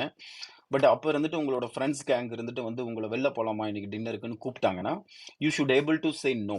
Because that day you already decided நீங்க இருந்துட்டு ஃபேமிலிக்காக தான் இந்த டைம் என்னதுன்னு சொல்லிட்டு. ஸோ பேசிக்கலி அவர் எப்படி சொல்லுவாருன்னா, ஒரு எக்ஸ் உனக்கு வேணும்னா ஒரு ஒய்க்கு நீ நோ சொல்லியே ஆவணும் அப்படிங்கிற அந்த கிளாரிட்டி இருக்கணும். நீ நோ சொல்லியே ஆவணும். அப்புறம் இதுவே தான் அடுத்தவங்களுக்கும். அடுத்தவங்களும் உன்ன இப்படியே ட்ரீட் பண்ணாங்கன்னா, நீ இருந்துட்டு ஃபீல் பண்ணாத. ஏன்னா அன்னைக்கு அவனுக்கு அந்த ஒய் வேண்டாம், எக்ஸ் தான் வேணும்னு சொல்லிட்டு அவன் டிசிஷன் எடுத்திருக்கான். அது அவனோட பவுண்டரீஸ். அப்புறம் பவுண்டரீஸ் பத்திலாம் நெறைய பேசியிருப்பாங்க. ரிஜெக்ஷன்ல கண்டிப்பா பவுண்டரீஸ் எல்லாருக்குமே தெரிஞ்சிருக்கும். எல்லாருக்கும் ஒரு எல்லை இருக்கணும். அந்த எல்லைய கிராஸ் பண்ணாதீங்க அப்படின்ற மாரி. ஸோ ஃபைனலி இந்த புக்க அவர் எப்படி முடிக்கிறாருன்னா, டெத். ஸோ இன்ஃபேக்ட் அவரே ஒரு விளையாட்டா ஒரு எக்ஸ்பெரிமெண்ட் பண்ணியிருப்பாப்புல. எந்த கண்ட்ரின்னு மறந்துட்டேன். ஏதோ ஒரு கண்ட்ரியோட பீச்ல ஒரு பெரிய பாறை மேல போய் நின்னுகிட்டு, இப்போ அந்த எட்ஜ்ல நின்னுட்டு அந்த ஃபீலிங்லாம் எழுதுவாரு. நான் மேல ஏறும்போது எனக்கு முதுகுல ஸ்வெட்டிங் ஆச்சு, ஸ்பைன் குறுகிச்சு அப்படின்ட்டுலாம். ஸோ பேசிக்கலி என்ன சொல்ல வருவாருன்னா, அந்த இடத்துல போய் நின்னுட்டு அவர் யோசிப்பாரு. நான் இப்ப இங்கிருந்து குதிச்சுட்டேன்னா, நான் எதுக்காக இத்தன நாளு சந்தோஷப்பட்டேனோ, அதோட சிச்சுவேஷன் என்ன? நான் எதுக்காக இத்தன நாள் கோவப்பட்டேனோ, அதோட சிச்சுவேஷன் என்ன? அப்படிங்கிற மாரி. ஸோ அப்ப இது எல்லாமே வரும். நான் நெறைய இடத்துல என்னோட அம்மாக்கு அவங்க அம்மாவுக்கு ஏதோ ஒரு இஷ்யூ ஆகும்போது, நான் ரெஸ்பான்சிபிலிட்டி எடுக்காம அவாய்ட் பண்ணியிருக்கேன். அந்த மாரி. நீங்க அதான் நம்ம தமிழ்ல கூட சொல்லுவோம்ல, யாராவது நம்ம நாளைக்கு சாக போறோம்னா, இன்னைக்கு எப்படி வாழுவோம்? அப்படிங்கிற மாரி வாழுங்க அப்படிங்கிற மாரி. பட் இந்த கான்செப்ட் எனக்கு பெருசா ஒண்ணும் ஒத்துக்க முடியல. ஏன்னா நாளைக்கு சாக போறோம் அப்படின்னா, இன்னைக்கு எப்படி வாழணும் அப்படின்னா, நான் வொர்க்குக்கு போ வேணாம்னு தான் நெனைப்பேன் இன்னைக்கு நானு. ஸோ அது எனக்கு சரியா ஒத்து வரல எனக்கு இந்த பாயிண்ட்டு. பட் அவரு என்ன சொல்ல வர்றாருன்னா, அந்த மாரி ஒரு மைண்ட் செட்டுக்கு போணும். என் லைஃப் முடிய போது நாளைக்கு அப்படின்னும்போது, இன்னைக்கு நான் எப்படி இருப்பேன்? அப்படிங்கிற மாரி யோசிச்சு பார்த்தோம்னா, வாழுங்கன்ட்டு. பட் நான் என்ன புரிஞ்சுக்கிட்டேன்னா, நாளைக்குங்கிறது sometimes it may be after 1 year or after 10 years or after 15 years whatever it is. But என்னைக்காவது ஒரு நாளைக்கு நம்ம எல்லாருமே இறக்க போறோம். ஸோ அப்ப இருந்துட்டு இப்ப இந்த ரெஸ்பான்சிபிலிட்டில இருந்து ஓடணுமா? பயந்துகிட்டு நோ சொல்ல வேண்டிய இடத்துல எஸ் சொல்ல போறோமா? இல்ல ரொம்ப சர்டைனா லைஃப் இப்படிதான் இருக்க போகுதுன்னு ரொம்ப ஸ்ட்ரெஸ்டா வாழ போறோமா? அப்படிங்கிற மாரி யோசிக்கணும். அப்படிங்கிற மாரி முடிப்பாங்க. ஸோ பேசிக்கலி ஆல் அபவுட் இந்த புக் என்னன்னு பார்த்தோம்னா, வேல்யூஸ். ஒரு நல்ல வேல்யூஸ வச்சுக்கிட்டு எப்படி ஒரு லைஃப சிம்பிளா வாழ்ந்து, அந்த சிம்பிளா வாழ்ற லைஃப்ல ஒரு ஆப்பர்ச்சுனிட்டி வந்ததுன்னா, அந்த ஆப்பர்ச்சுனிட்டிய யூஸ் பண்ணி ஒரு சக்சஸ் ஆயி, அந்த சக்சஸ எப்படி ஹேண்டில் பண்ண போறோம் அப்படின்ட்டு. அதுக்கு அவர் குடுத்திருக்க ஒரு 5 வேல்யூஸ் தான். ரெஸ்பான்சிபிலிட்டி, சர்டைனா இல்லாம இருக்கிறது, ஃபெயிலியர ஹேண்டில் பண்றது, rejection and also death. Finally death அப்படின்னு சொல்லிட்டு. ஸோ இதோட நான் என்னோட உரைய முடிச்சுக்கிறேங்க. Thank you. இவ்வளோ நேரம் அமைதியா லிசன் பண்ணதுக்கு தேங்க் யூ வெரி மச். நன்றிங்க அன்பு சகோதரரே. அற்புதமான ஒரு சிறப்புரையை அன்பு பரிசாக இன்று காலை வழங்கிய தருணங்களுக்காக சொல்லரங்க சொந்தங்களாகிய அன்பு நண்பர்கள் ஒவ்வொருவருடனும் இணைந்து சரித்திரம் படைப்போம் தளம் தங்களுக்கு மனம் நிறைந்த நன்றிகளையும் வாழ்த்துக்களையும் பாராட்டுகளையும் பகிர்ந்து கொள்வதில் பெருமகிழ்வு கொள்கின்றது. அன்பிற்கினிய நண்பர்களே, நாம் அனைவரும் இணைந்திருப்பது சரித்திரம் படைப்போம் தளம். ஒவ்வொரு வாரமும் ஒவ்வொரு தொகுப்பு, ஒவ்வொரு நாளும் ஒவ்வொரு தலைப்பு, வார இறுதியில் சிறப்பு விருந்தினரின் அழைப்பு, ஞாயிறுதோறும் நமக்கான விடுப்பு என்ற அடிப்படையில் நமது தளம் இயங்கி வருகின்றது. அவ்வரிசையில் இந்த வாரம் முழுக்க இளவேனில் என்ற ஒரு அற்புதமான தொகுப்பின் கீழ் நமது சிந்தனைகளை செழுமைப்படுத்தி வருகின்றோம். நாளை நமது தளத்தில் பிரம்மாஸ்திரம் என்ற தலைப்பில் அன்பு சகோதரர் சுகுமார் ரங்கப்பன் அவர்கள் அற்புதமான சிறப்புரையை நம்மிடையே வழங்க இருக்கிறார்கள். ஒவ்வொரு நாள் நிகழ்வுகளிலும் முழுமையாக பங்கேற்கவும் சரித்திரம் படைப்போம் தளத்தோடு இணைந்து பயணிக்கவும் அன்புடன் அழைக்கின்றோம். இப்பொழுது நிகழ்வின் நெறியாளுமையை தொடரவும் முதன்மை கருத்தினை வழங்கிடவும் அன்பு தோழர் கற்பகவள்ளி அவர்களை அன்புடன் அழைக்கின்றோம். நன்றி. நன்றிங்க தோழர். அனைவருக்கும் வணக்கம். நிறைய கருத்துக்கள் அசோக்மணி அவர்கள் பகிர்ந்துகிட்டார். அனைத்துமே நம்ம தினமும் பின்பற்றக்கூடிய கருத்துக்களாக இருந்தது. அந்த புத்தகத்தின் பெயர் மட்டும் நான் கொஞ்சம் நோட்டீஸ் பண்ணாம விட்டுட்டேன். அதை மட்டும் அந்த புத்தகத்தின் பெயரையும் அந்த ஆத்தரோட பெயரையும் நீங்க சாட்ல போட்டீங்கன்னா எல்லோருக்குமே உபயோகமாக இருக்கும் அப்படின்னு நான் நினைக்கிறேன். நன்றிங்க அசோக்மணி. அந்த புத்தகத்துல முதல்ல ஒருத்தரை பத்தி பேசுறாங்க. நம்ம பொதுவா ஒரு புத்தகம் தொடங்குறோம் அப்படின்னாக்க வெற்றி பெற்ற மனிதர்களோட நம்ம அந்த புத்தகத்தை தொடங்குவோம். ஸ்டீவ் ஜாப்ஸ் இல்ல அப்துல் கலாம் என்ன பண்ணார் தெரியுமா அப்படின்னு சொல்லி நம்ம பொதுவா அந்த மாதிரி தொடங்குவோம். அப்படி இல்லாமல் இதுல ஒரு மனிதரை பத்தி சொல்றாங்க. அவருக்கு வாழ்க்கையில எந்த குறிக்கோள், லட்சியம் அப்படி எதுவுமே இல்லாமல் ஒரு ஊதாரித்தனமா சுத்திட்டு இருக்கவரு. அவர்கிட்ட ஒரு நண்பர் எழுதுங்க அப்படின்னு சொல்லும்போது ஒரு புத்தகம் எழுதுறார். அந்த புத்தகம் 2 மில்லியன் காப்பி வித்துருது. அதுக்கப்புறமும் அவர் எந்த லட்சியம் இல்லாம இருக்காரு. அவர் வாழ்க்கையில எந்த மாற்றங்களுமே இல்லை அப்படிங்கிற மாதிரி ஒரு மனிதரை பத்தி சொல்லிட்டு இந்த புத்தகம் அப்படிங்கிறது தொடங்குது. அதுக்கப்புறமா ஃபீட்பேக் லூப் அப்படிங்கிற ஒரு விஷயத்த பகிர்ந்துகிட்டார். நம்ம எப்படி ஒரு விஷயத்த நடக்க போகுதுன்னு நினைச்சு உதாரணத்துக்கு ஒரு ஃபைலை மறந்துட்டு நம்ம ஒரு ஆபீஸ்க்கு போறோம்னா மேனேஜர் திட்டுவாரு அப்படி சொல்லி யோசிப்போம். பல விஷயங்களை பத்தி யோசிப்போம். இது அந்த மாதிரி இல்லாம அது நம்ம பெரிய பெரிய விஷயங்கள் இருக்கும் நம்ம வாழ்க்கையில. அதையெல்லாம் விட்டுட்டு நம்ம இந்த சின்ன விஷயங்களை பத்தி யோசித்து அதற்காக கவலைப்பட்டுக்கிட்டே இருப்போம். பேக்வேர்ட்ல அதை பத்தியும் நிறைய பகிர்ந்துகிட்டாரு. நம்ம எப்பவுமே ஒரு பாசிட்டிவா இருக்கணும், பாசிட்டிவா இருக்கணும் அப்படின்னு சொல்லிக்கிட்டே இருந்துட்டு, நான் பாசிட்டிவா இருக்கேன் நம்மள நாமே சொல்லிக்கிறதுமே ஒரு நெகட்டிவான விஷயம். நமக்கு நெகட்டிவா இருக்கிறோம், ஏதாவது ஒரு பிரச்சனை அப்படிங்கிறது இருக்குது அப்படின்னா, நம்ம அத ஏற்றுக்கொள்ளணும். அத விட்டுட்டு மற்றவர்கள்லாம் நினைக்கிறாங்க, இத நினைப்பாங்களா, அத நினைப்பாங்களான்னு நம்ம யோசிச்சுட்டே இருந்தோம்னாலே, நமக்கு பிரச்சனை அதிகமாகும். அத விட்டுட்டோம்னா, மற்றவர்கள் நம்ம பற்றி என்ன நினைப்பாங்கங்கிறத விடும்போது, நமக்கு பாதி பிரச்சனைகள் தீர்ந்துடும் அப்படிங்கிறதையும் சொன்னாங்க. அதனால பெரிய லட்சியங்கள் அத பத்தி நம்ம யோசிக்கணும். சின்ன சின்ன விஷயங்கள நம்ம கொஞ்சம் விட்டுடலாம் அப்படிங்கிறதும், எந்த பிரச்சனைக்கு நம்ம அதிக முக்கியத்துவம் கொடுக்கிறோம் அப்படிங்கிறதே அ ரொம்ப முக்கியம் அப்படிங்கிறத பத்தி சொன்னாங்க. இது கிடைச்சா தான் நான் மகிழ்ச்சியாக இருப்பேன் அப்படிங்கிற ஒரு மனநிலைமைய நம்ம மாத்திக்கணும். புத்தர் சொல்ற மாரி ம் அ மகிழ்ச்சி, துக்கம் இது எல்லாமே இருக்கும். ஆனா நம்ம அந்த மாரி சமயங்கள்ல எந்த அளவுக்கு நம்ம பேலன்ஸ்டா இருக்கிறோம், அத பொறுத்து தான் நம்ம லைஃப் அமையும் அப்படிங்கிறத புத்தர் வழியில சொன்னாங்க. அதே மாதிரி எந்த பெயின நம்ம சூஸ் பண்றோம் அப்படிங்கிறது நமக்கு முக்கியம். ஏன்னா பெயின் அப்படிங்கிறது நம்ம வாழ்க்கையில எல்லாருக்குமே இருந்துட்டு தான் இருக்கும். உதாரணத்துக்கு ஒரு ஜிம்முக்கு போகணும்னா காலையில சீக்கிரம் எந்திரிக்கணும், நேரத்துக்கு பணம் கட்டணும், கிளம்பி போகணும், செய்யணும், பண்ணும்போது வலிக்கும். இந்த மாரி நெறைய இருக்கு. ஆனா இந்த பெயின் எல்லாம் நம்ம வேணாம் அப்படின்னு விட்டுட்டோம்னா, நம்ம உடல்நிலை சரியில்லாமல் போகும். அந்த பெயின நம்ம அனுபவிக்கிறோம். அப்ப நம்ம வாழ்க்கையில பெயின் அப்படிங்கிறது இருக்குது. அது எத சூஸ் பண்றோம் அப்படிங்கிறது நம்மளோட சூசிங்ல தான் இருக்குது. அதே மாதிரி எனக்கு ப்ராப்ளமே இல்ல அப்படின்னு சொல்லிட்டே இருக்கக்கூடாது. எல்லோருக்குமே சவால்கள் வந்துகிட்டே தான் இருக்கும். பிரச்சனைன்னு இருக்கிறத நம்ம ஏற்றுக்கொள்ள வேண்டும். பிரச்சனையே இல்லன்னு சொல்றதும் சரி, இல்ல எனக்கு இருக்க பிரச்சனைக்கு அவங்க காரணம், நான் சாதிக்காததுக்கு இது காரணம் அப்படிங்கிற ஒரு விக்டிம் மைண்ட் செட்லயே இருக்கக்கூடாது. ப்ராப்ளம் டினையலாகவும் இருக்கக்கூடாது. இல்ல ப்ராப்ளம் விக்டிம் மைண்ட் செட்லயும் இருக்கக்கூடாது. இது 2மே நமக்கு பிரச்சனைய தான் தரும். அதே மாதிரி இமோஷன்ஸ் அப்படிங்கிறது நமக்கு உணர்வுகள் அப்படிங்கிறது நமக்கு வந்துட்டு தான் இருக்கும். அது ஒரு பயாலஜிக்கல் ஏஜென்ட். நமக்கு ஒரு நல்லதோ, இல்ல கெட்டதோ நடக்கும்போது ஒரு சுகம், துக்கம் இதெல்லாமே நமக்கு வந்துட்டு தான் இருக்கும். அதுலலாம் நம்ம ஏன் வருது அப்படிங்கிறத நம்ம ரொம்ப கான்ஷியஸா யோசிக்கணும். ஏன் இது வந்துச்சு அப்படிங்கிற ஒரு தெளிவு நிலை நமக்கு வேணும். அதே மாதிரி நம்ம எதுக்காக நம்ம ஸ்ட்ரகிள், நம்ம எதற்காக போராடுறோம், என்ன விஷயங்கள் நம்ம பண்ணிட்டுருக்கோம், இதுல எல்லாமே நம்ம எ எது எத அப்படிங்கிறத சூஸ் பண்றதும் ரொம்ப ரொம்ப முக்கியமா இருக்கு. அதே மாரி நம்ம எல்லாருமே ஒவ்வொருத்தருக்கு நெறைய பேருக்கு இந்த பிரச்சனை இருக்கும். யூ ஆர் சோ ஸ்பெஷல் அப்படிங்கிற ஒரு ஃபீல் நம்ம ஸ்பெஷல் அப்படிங்கிற ஒரு ஃபீல் இருந்துட்டே இருக்கும்.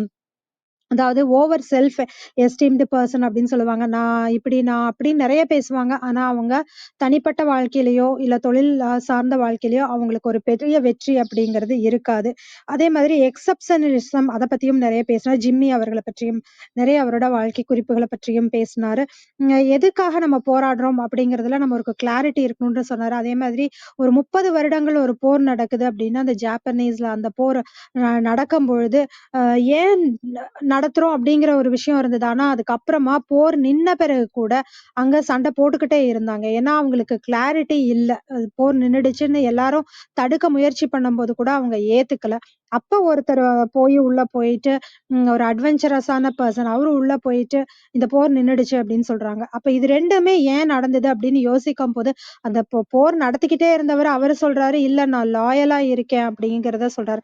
எனக்கு குடுக்கப்பட்ட விதிமுறை என்னன்னா, நீங்க எதுக்குமே சரண்டர் ஆகக்கூடாது.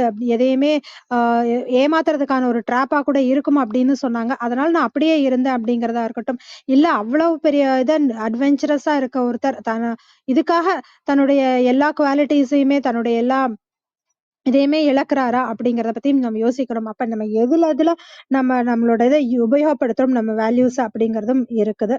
அதே மாதிரி 3 லேயர் ஹாப்பினஸ் இத பத்தியெல்லாம் சொன்னாரு. நம்ம எப்ப ஹாப்பியா இருக்கோம்? ஏன் ஹாப்பியா இருக்கோம்? இது ஏன் என்னைய மகிழ்ச்சிப்படுத்துது? இதெல்லாம் நம்ம யோசிச்சுட்டே இருக்கணும். இதுதான் நம்ம அந்த கேள்விக்கான பதில். இது என்னை மகிழ்ச்சிப்படுத்துகிறது அப்படின்ற ஒரு கேள்விக்கான பதில் கிடைக்கும்போது தான், அதுதான் நம்மளுடைய வேல்யூ அப்படிங்கிறத நம்ம தெரிஞ்சுக்கலாம். ஒரே ஒரு தடவ பண்ணிட்டு நம்ம இப்படி அப்படிங்கிற ஒரு முடிவுக்கு வந்துரக்கூடாது. பல தடவை நம்ம பரிசோதனை பண்ணிட்டு அந்த ஒரு முடிவுக்கு வரணும். அதே மாதிரி ஒரு 5 வேல்யூஸ சொல்லி இந்த புத்தகத்தை நிறைவு பண்ணியிருக்காங்க. டேக்கிங் ரெஸ்பான்சிபிலிட்டி நம்ம எல்லாத்துக்கும் நம்ம ரெஸ்பான்சிபிலிட்டி எடுத்துக்கணும் அப்படிங்கிறதும், அன்சர்டனிட்டி எல்லாமே இப்படிதான் நடக்கும், இப்படிதான் அப்படின்றது எதுலயுமே ஃபிக்ஸ் ஆயிறக்கூடாது. ஃபெயிலியர் தோல்விகள் வந்தால் அக்செப்ட் பண்ணிக்க கூடியதாக இருக்கட்டும். அதே மாரி rejection, ability to say yes or no.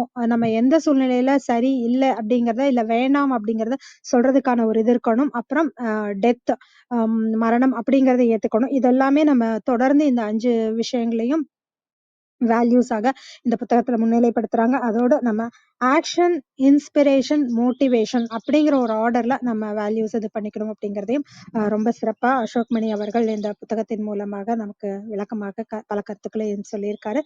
மிக்க நன்றிங்க அசோக் மணி. சரவணன் கண்ணா வணக்கம், நீங்க பேசலாம்.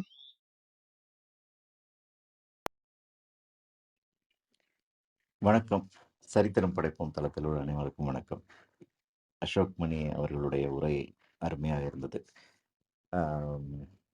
அதாவது பொதுவாகவே வாழ்க்கையில வெற்றியை எதுக்காக தேடுறோம்னா, நம்ம தோல்வி மேல இருக்கிற பயத்தினால தான் பாதி நேரம் தேடுறதா இருக்கும். அது இல்லாம வெற்றியை பத்தின ஒரு சந்தோஷம் அது என்ன நமக்கு கொடுக்கும் அப்படிங்கிற ஒரு ஒரு விஷயத்தோடையும், ஒரு சின்ன சின்ன அப்ரிசியேஷனோடையும் இருக்கும்போது நல்லா இருக்கும். இப்போ நானும் என் நண்பனும் பேசிக்குவோம். பால்ய காலத்துல நாங்க நிறைய இந்த அவர் சில புத்தகங்கள் படிச்சாருன்னா, அது சம்பந்தமான விஷயங்கள் சொல்லுவாங்க. ஸோ ஒவ்வொரு நாளும் நம்மளுடைய விஷயங்களோட புது விஷயம் ஒண்ணு ஆட் ஆயிருக்கணும். அதோட சேர்ந்து ஒவ்வொரு நாளும் சின்ன சின்ன அப்ரிசியேஷன் நம்ம வச்சுக்கணும் லைஃப்ல. இப்போ நம்ம வெற்றியும், இலக்கும் மட்டும் தான் நம்ம வைக்கிறோமே ஒழிய, சின்ன ஸ்டெப்ஸ் வைக்கிறது இல்ல. ஒரு மலை மேல ஏறுறதுக்கு கிட்டத்தட்ட 1500 படி இருக்கும். ஆனா, ஒரு நாள்ல நம்ம அந்த மலை மேல ஏறிற முடியாது. ஒவ்வொரு படியா தான் ஏற முடியும். இந்த அப்ரிசியேஷன் என்ன பண்ணும்னா, நம்மளே அறியாம அடுத்தடுத்த லெவலுக்கு நம்மள கொண்டு போயிட்டுருக்கும். அது சின்ன சின்னதா தான் இருக்கணும் அப்படின்னு சொல்லுவாரு. நானும் அக்செப்ட் பண்ணிப்பேன். அந்த நேரங்கள்ல என்னன்னா, அது அது எதா வேணாலும் இருக்கலாம். இப்ப இந்த வேலை செஞ்சு முடிச்சா, நான் இத சின்னதா இந்த பொருள நான் வாங்கிக்கணும். ஒரு பென்னு வாங்கிக்கணும். வாங்கிட்டு இந்த வேலை செஞ்சதுனால இந்த பென் வாங்குனேன். இது என்னன்னா, ஒரு ஒரு செயலோட முழுமைத்தன்மைய கொண்டு வரும். அடுத்த கட்ட நகர்வுக்கு நம்மள தள்ளிட்டு போகும். அப்போ அது என்னன்னா, நமக்குள்ள ஒரு செல்ஃப் சாட்டிஸ்ஃபேக்ஷன் இருக்கும். 2வது அது மேல இருக்கிற திர்ஸ்ட் அது அது மேல இருக்கிற தாகம். அந்த நிறைவு நமக்கு தந்த அடுத்த கட்ட நகர்வுக்கு நம்மள சந்தோஷமா அத தள்ளி விடுற ஒரு விஷயம் இருக்கு இல்லையா? அது நெகட்டிவ பார்க்க சொல்லாத ஒரு பார்வையா இருக்கும். பாதி நேரங்கள்ல நமக்கு இந்த மோட்டிவேஷனல் தேவைப்படுறது அ ஒண்ணு இயல்புல என்ன நடக்குதுன்னு தெரியாம இருக்கிறோம். இல்லைன்னா அ நம்ம ரொம்ப மோட்டிவேஷனலா இருந்து செயல் இல்லாம இருக்கிறோம். இந்த 2யும் பேலன்ஸ் பண்றதுக்கு தான் ஆல்ரெடி நமக்கு இந்த மோட்டிவேஷனல் இது தேவைப்படுது. அப்பப்ப தேவைப்படுது. அது ரொம்பவும் எடுத்துக்கக்கூடாது. ஆனா எடுத்துக்காமலும் இருக்கக்கூடாது. நம்மளையும் நம்ம வாட்ச் பண்ணணும். முழு எஃபோர்ட்டும் நம்ம அதில போட்டிருக்கோமா? இல்லையா? அப்படிங்கிற ஒரு கேள்வி நமக்குள்ள இருக்கணும். அந்த வெற்றி, தோல்வி அப்படிங்கிறதெல்லாம் ஒரு ஒரு ஒரு படிநிலை தானே ஒழிய, அ அதுக்குண்டான செயல், அதுக்குண்டான சொல்லுக்கு பின்னால இருக்கிற செயல் நமக்கு இருக்கான்னு கேள்வி தான் நமக்கு இருக்கணும். அதுக்கு என்ன முழு காரணமா இருக்கும்னா, நம்மளுடைய ஒவ்வொரு ஒவ்வொரு நாள் செயல்லயும் அத நம்ம பிரிச்சு வைக்கணும். அத டிவைட் பண்ணி நம்ம அத பண்ணிட்டோம்னா, நமக்கு அந்த அந்த வெற்றிய பத்தின ஒரு பெரிய ஒரு விஷயமாவும் தெரியாது. தோல்விய பத்தின ஒரு பயமாவும் இருக்காது. பாதி நேரங்கள்ல தோல்விய பத்தின பயமா தான் இருக்கும்.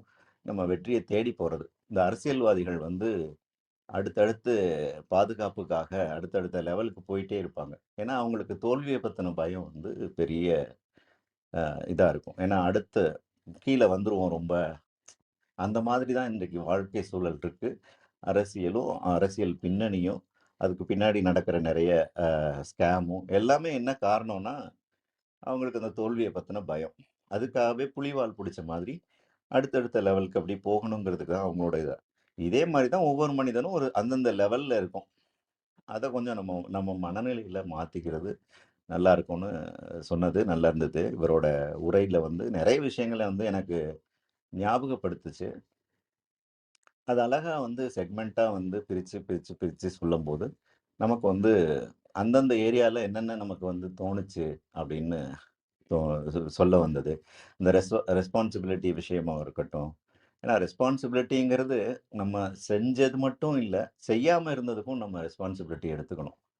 நெறைய நேரங்கள்ல நம்ம வெற்றிக்கு சந்தோஷமா நம்ம ரெஸ்பான்சிபிலிட்டி எடுத்துக்கிறதுக்கு காரணம் காரணம் நமக்கு அது சந்தோஷம் தருது. ஆனா துக்கம் தர்றதுக்கு ரெஸ்பான்சிபிலிட்டி நம்ம எடுக்க மாட்டோம். அதுக்கும் நம்ம தான் காரணம். இந்த மிடில் பார்ட்ல இருக்கிறது தான் ரெஸ்பான்சிபிலிட்டி. ஒரு தராசுல இருக்கிற முள் நடுவுல இருக்கிறது மாரி தான். அது எப்படி போனாலும் அதோட ரெஸ்பான்சிபிலிட்டி நமக்கு தான் அப்படிங்கிற ஒரு பாயிண்ட் நமக்கு தெரியணும். இந்த சூஸ் த பெயின் அப்படின்னு சொன்னார் ஒரு வார்த்தை. அந்த அந்த பெயின், சூஸ் த பெயின் அப்படிங்கிறத பேரபிள் பெயினா அன்பேரபிள் பெயினாங்கிற விஷயங்கள்லாம் இருக்கு. ஸோ அதை லைஃபோட அந்த சர்டனிட்டி அன்சர்டனிட்டிக்குள்ள கொண்டு வந்து அது பேரபிளா அன்பேரபிளா அப்படிங்கிற ஒரு விஷயத்தோட நம்ம அதை பயணிக்கும். ஏன்னா லைஃப் ரொம்ப ஒரு சீரியஸாக திங்க் பண்ண முடியாத சாதாரண கொஸ்டின்னு எடுத்துக்க முடியாத ஒரு கஷ்டமான ஒரு ஒரு கேள்வி அது.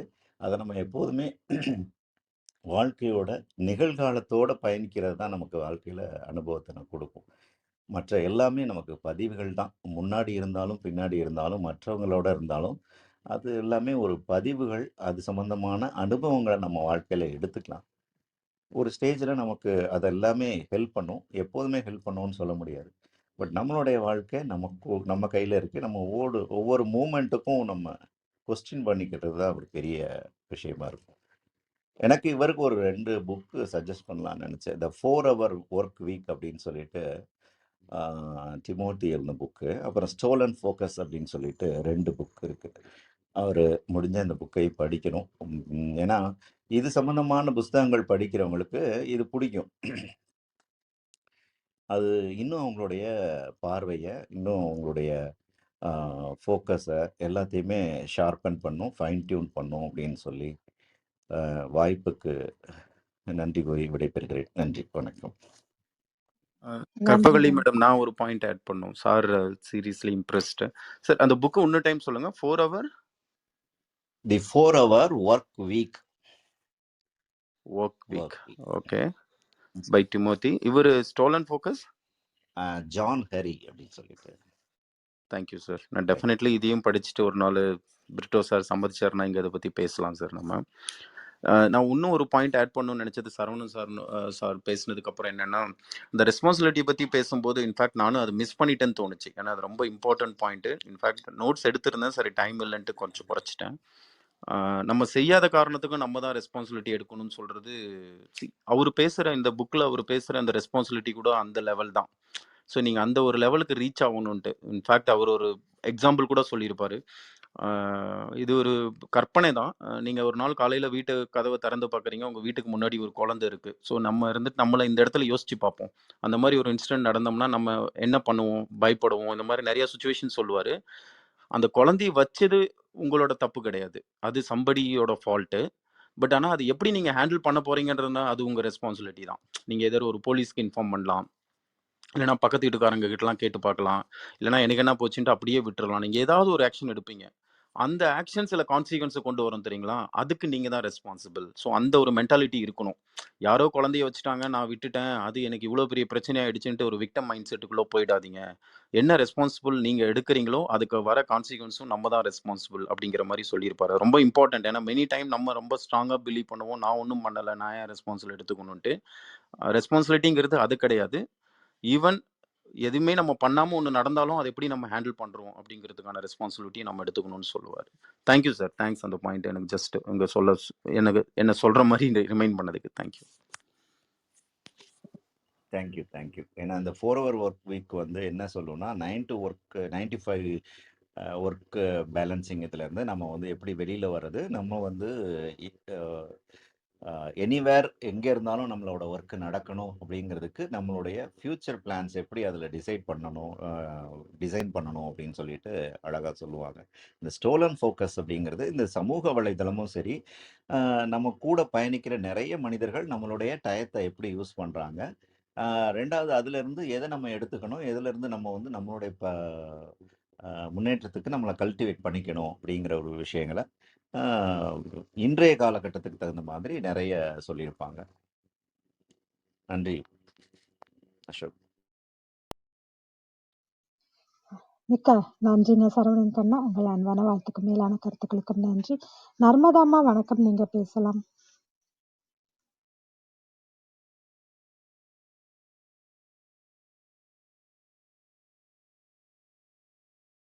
வணக்கம்மா, வணக்கம். வாழ்க வளமுடன். நம்ம தளத்தில் உள்ள அனைவருக்கும் உற்சாகமான மகிழ்ச்சியான காலை வணக்கம்.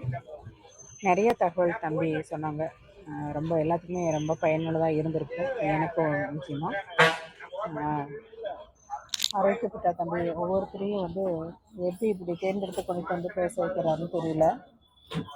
ரொம்ப லெவலில் இருந்து கொஞ்சம் டைம் ஆயிடுச்சு எடுக்கிறதுக்கு. ரொம்ப நல்லா இருந்துச்சுமா. சரவணன் கண்ணாவும் நிறைய தகவல் கொடுத்தாரு. ரொம்ப ரொம்ப நன்றிம்மா.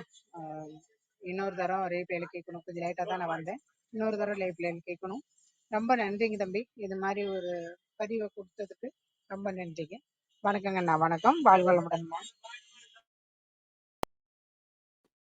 நன்றிங்க நர்மதாம்மா. உங்கள் அன்பான வாழ்த்துக்களுக்கு நன்றி.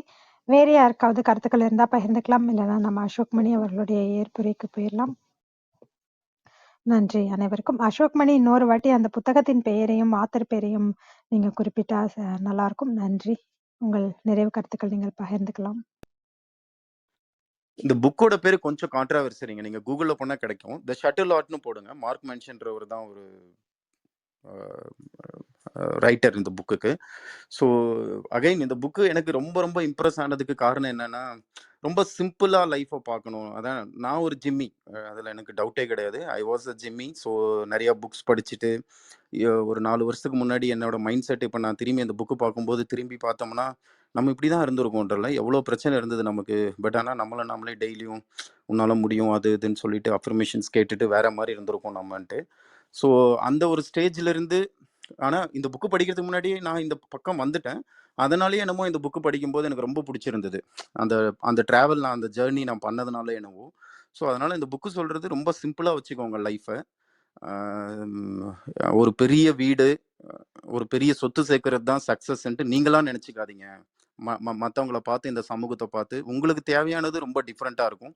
ஆக்சுவலி இந்த பணம் சேர்க்கறது, சொத்து சேர்க்கறது இதெல்லாம் தப்புன்னு கூட சொல்லியிருக்க மாட்டார் அவர். அதனால தான் அந்த புக்கு கம்ப்ளீட்டாக படித்தாதான். ஏன்னா ரொம்ப கம்மியான இன்ஃபர்மேஷனை ஷேர் பண்ணிக்கிட்டோன்னா வேற ஒரு மெசேஜ் கூட கிடைக்கும்.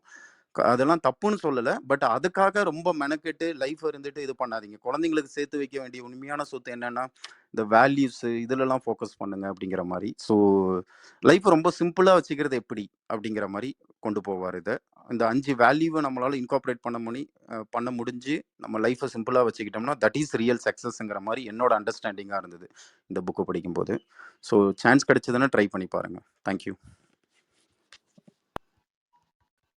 மிக்க நன்றிங்க அசோக்மணி. நிறைய கருத்துக்கள் இந்த புத்தகத்தின் மூலமாக பகிர்ந்துக்கிட்டீங்க. நிச்சயமா அதை வாழ்க்கையில பின்பற்றக்கூடிய கருத்துக்களாகவும் இருந்தது. மிக்க நன்றி. தொடர்ந்து இன்னும் நிறைய புத்தகங்கள், நீங்களும் நிறைய கருத்துக்களும் பகிர்ந்து கொள்ள வேண்டும் அப்படின்னு நம்ம அன்போடு கேட்டுக்கிறோம். மஞ்சு பார்கவி, நீங்க பேச முடியுமா? வணக்கம் வணக்கம் கற்பா. எல்லாரும் எப்படி இருக்கீங்க? நீண்ட நாள் ஆயிடுச்சு உள்ள வர்ற. ஓகே. இன்றைய தலைப்பு வசந்தமாகும் வாழ்க்கை.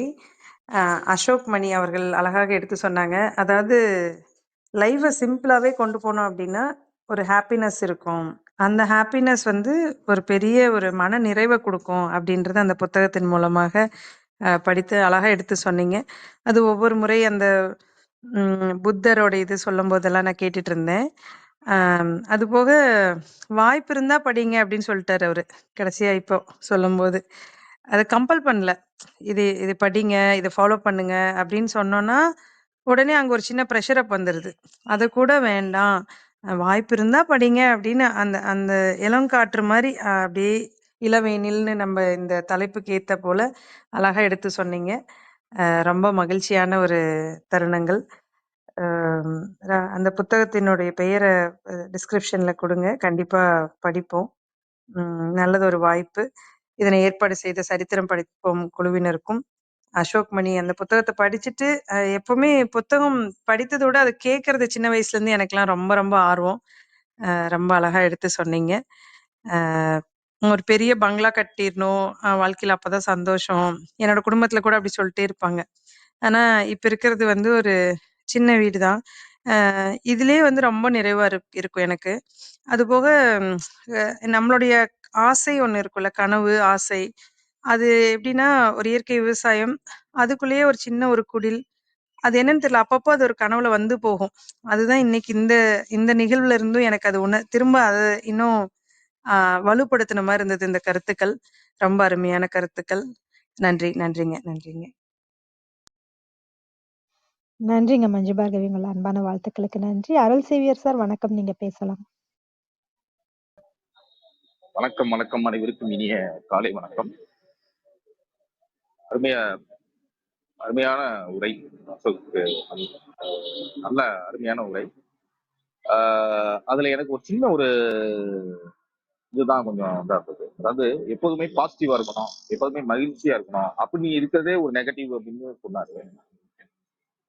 அது மட்டும் எனக்கு சரியா விளங்கல. ஏன்னா அதுக்கப்புறம் எனக்கு நெட் ஒர்க்கு சரியா விளக்கல. அது நல்லது தானே ஆக்சுவலா, எப்போதுமே பாசிட்டிவா இருக்கணும், எப்போதும் சந்தோஷமா இருக்கணுங்கிறது அது இருக்கிறது ஒரு இயல்பு. அது நல்ல ஒரு தாட் தான். பட் அதுவே அது வந்து ஒரு நெகட்டிவ். பட் அவரு அடுத்த வரியில என்ன சொல்றாருன்னா, நெகட்டிவா இருந்தாலும் அதை நம்ம அந்த சவாலை சந்திச்சு அதை நம்ம அதை தாண்டி வரணுங்கிறத தான் 2வது லைன்ல சொன்னாரு. அதுதான் அந்த இடத்துல மட்டும்தான் எனக்கு கொஞ்சம் கன்ஃபியூஸ் ஆனது. மற்றபடி அசோக் மணி அவர்கள் நல்ல அருமையான கருத்துக்கள், சரவணன் கண்ணாவும் அவரும் பகிர்ந்துகிட்டாரு. அவரு அந்த கருத்தும் நல்ல அருமையா இருந்தது. நன்றி நன்றி, வாய்ப்புக்கு நன்றி, வாழ்த்துக்கள். மேடம் நான் ஒரு கிளாரிபிகேஷன் கொடுத்துட்றேன் மேடம். இது மேடம் நான் நிச்சயமா நீங்க கற்பகலை மேடம். நீங்க பேசுங்க. Okay sir. செவியர் சார், ஒண்ணுமே இல்லை, நான் அதுதான் சொன்னேன். இது இருந்துட்டு என்னன்னா, அது ஃபுல்லும் படிச்சாதான் நம்ம அதோட முழுமையான கருத்து கிடைக்கும். பட் ஸ்டில் நான் ஒரே ஒரு ட்ரை மட்டும் கொடுத்துட்றேன். அவர் என்ன சொல்றாருன்னா, லைஃப்ங்கிறதுல ப்ராப்ளம் இருந்துகிட்டே இருக்கும். நம்ம இருந்துட்டு இப்போ நீங்க இந்த இடத்துல நீங்க எங்கிட்ட பேசிட்டு இருக்கீங்களா, டெஃபினெட்லி உங்களுக்கு வேற ஏதாவது ஒரு வேலை இருக்கும். பட் நீங்க எங்கிட்ட பேசுறீங்க, அப்போ நீங்கள் வேற ஏதோ ஒரு வேலையை விட்டுட்டு இந்த பேசுறதுனால உங்களுக்கு ஒரு சின்ன ப்ராப்ளம் வரும். ஆனால் நீங்கள் எந்த ப்ராப்ளம் இம்பார்ட்டன்ட்னு நீங்கள் ஃபீல் பண்ணுறீங்கல்ல, ஓகே எனக்கு அந்த வேலையை செய்கிறத விட இந்த வேலை எனக்கு இப்போ இது முக்கியம் அப்படிங்கிற மாதிரி. ஸோ எதை நம்ம சூஸ் பண்ணுறோன்றது. ஸோ அவர் எப்படி சொல்லுவாருன்னா, ப்ராப்ளம் இருந்துக்கிட்டே தான் இருக்கும், எதை நம்ம சூஸ் பண்ணுறோன்றது இம்பார்ட்டன்ட். பட் இந்த ஒரு உண்மை தெரியாமல் நிறைய பேர் என்ன நினச்சிக்கு போகணும்னா, நம்ம எப்பயுமே சந்தோஷமாக இருக்கணும். ஏதோ நமக்கு ஒரு ப்ராப்ளம் வரும், அந்த ப்ராப்ளத்தை அக்செப்ட் பண்ணாமல் அதை ஹேண்டில் பண்ணாமல், இல்லை நம்ம சந்தோஷமாகவே இருப்போம், நம்ம ஹாப்பியாக தான் இருக்கும், நமக்கு ஒரு ப்ராப்ளமும் இல்லை, இந்த ப்ராப்ளமுக்கு நமக்கும் ஒரு சம்மந்தமும் இல்லைன்னு நினச்சிக்கிட்டு சந்தோஷமாகவே இருக்காதீங்க. அந்த ப்ராப்ளத்தையும் பாருங்க, அதை அக்செப்ட் பண்ணிக்கோங்க அந்த நெகட்டிவ்னஸை. ஸோ அதை எப்படி ஹேண்டில் பண்ணுறதுன்னு கொண்டு போங்க லைஃப்பை அப்படி ஹேண்டில் பண்ணுங்க. எப்பயுமே பாசிட்டிவாகவும் இருக்கணும்னு நினைக்காதீங்கன்ற மாதிரி சொல்லுவார். அஃப்கோர்ஸ் நம்மளோட எல்லாரோட அல்டிமேட் கோலும் சந்தோஷமாக இருக்கணும். அந்த சந்தோஷங்கிறது அந்த ஒரு ப்ராப்ளத்தை ஹேண்டில் பண்ணுறதுனால வரதா இருக்கணும் அப்படிங்கிற மாதிரி சொல்லுவாருங்க. வேற ஒன்றும் இல்லை. நன்றி நன்றி நன்றி நன்றி. நன்றிங்க சார். வேறு யாருக்காவது கருத்துக்கள் இருந்தா பகிர்ந்துக்கலாம், இல்லைன்னா நம்ம நிகழ்வை நிறைவு செய்யலாம். மிக்க நன்றி அனைவருக்கும். சரவணன் கண்ணா, நீங்க பேசுறீங்க. எனக்கு இதோட அடிஷ்னலாக ஒரு பாயிண்ட் ஆட் பண்ணணும்னு தோணுச்சு. இவர் அசோக் சார் சொன்னது வள்ளுவத்தில் கூட சொல்லியிருக்காங்க, பீலிபை சாக்காடும் அச்சிறும் அப்பண்டம் சாலம் எடுத்து பெய்யின் அப்படிங்கிற மாதிரி. அது என்னன்னா, இந்த ப்ராப்ளம்ஸ் எல்லாம் நம்ம சேர்த்து வச்சுக்கிட்டே போனோம்னா, மயிலிறகு இருந்தாலும் ஒரு அளவுக்கு மேலே போச்சுன்னா அச்சு முறிஞ்சு போகும் அப்படிங்கிற ஒரு விஷயத்த சொல்லுவார். ஸோ அந்த ப்ராப்ளத்தை சூஸ் த பெயின் அப்படிங்கிற ஒரு டைட்டிலில் அழகாக சொல்லியிருக்காரு. எந்த பெயினுக்கு எவ்வளோ இம்பார்ட்டன்ஸ் முதல்ல கொடுக்கணும் அப்படிங்கிற ஒரு விஷயத்த எனக்கு ஞாபகப்படுத்துச்சு. நன்றிங்க. நன்றிங்க சரவணன் கண்ணா. மிக்க நன்றி அனைவருக்கும். பேச்சாளர்களாக கலந்து கொண்டு தங்கள் கருத்துக்களையும் வாழ்த்துக்களையும் பகிர்ந்து கொண்ட ஒவ்வொருவருக்கும் நன்றி. தொடர்ந்து பொறுமையாக கேட்டுக்கொண்டிருக்கும் அனைத்து கவனிப்பாளர்களுக்கும் நன்றி. குறுஞ்செய்தி வாயிலாக தங்கள் வாழ்த்துக்களை பகிர்ந்து கொண்ட அழகேசன் சார், சசிகலா, பரி அனைவருக்கும் நன்றி. மீண்டும் ஒரு முறை அனைவர் சார்பாகவும், சரித்திரம் படைப்போம் தளம் சார்பாகவும் அசோக் மணி அவர்களுக்கு மனமார்ந்த நன்றிகள். மீண்டும் நாளை காலை 6 மணிக்கு பிரம்மாஸ்திரம் என்ற தலைப்பில் சுகுமார் ரங்கப்பன் அவர்களுடைய சிறப்புரையில் கலந்து கொள்ள வேண்டும் என்று அனைவரையும் அன்போடு கேட்டுக்கொண்டு விடைபெற்றுக் கொள்கிறோம். அனைவருக்கும் நன்றி, அனைத்திற்கும் நன்றி, ஆண்டவனுக்கும் நன்றி. 5, 4, 3, 2, 1 நன்றி.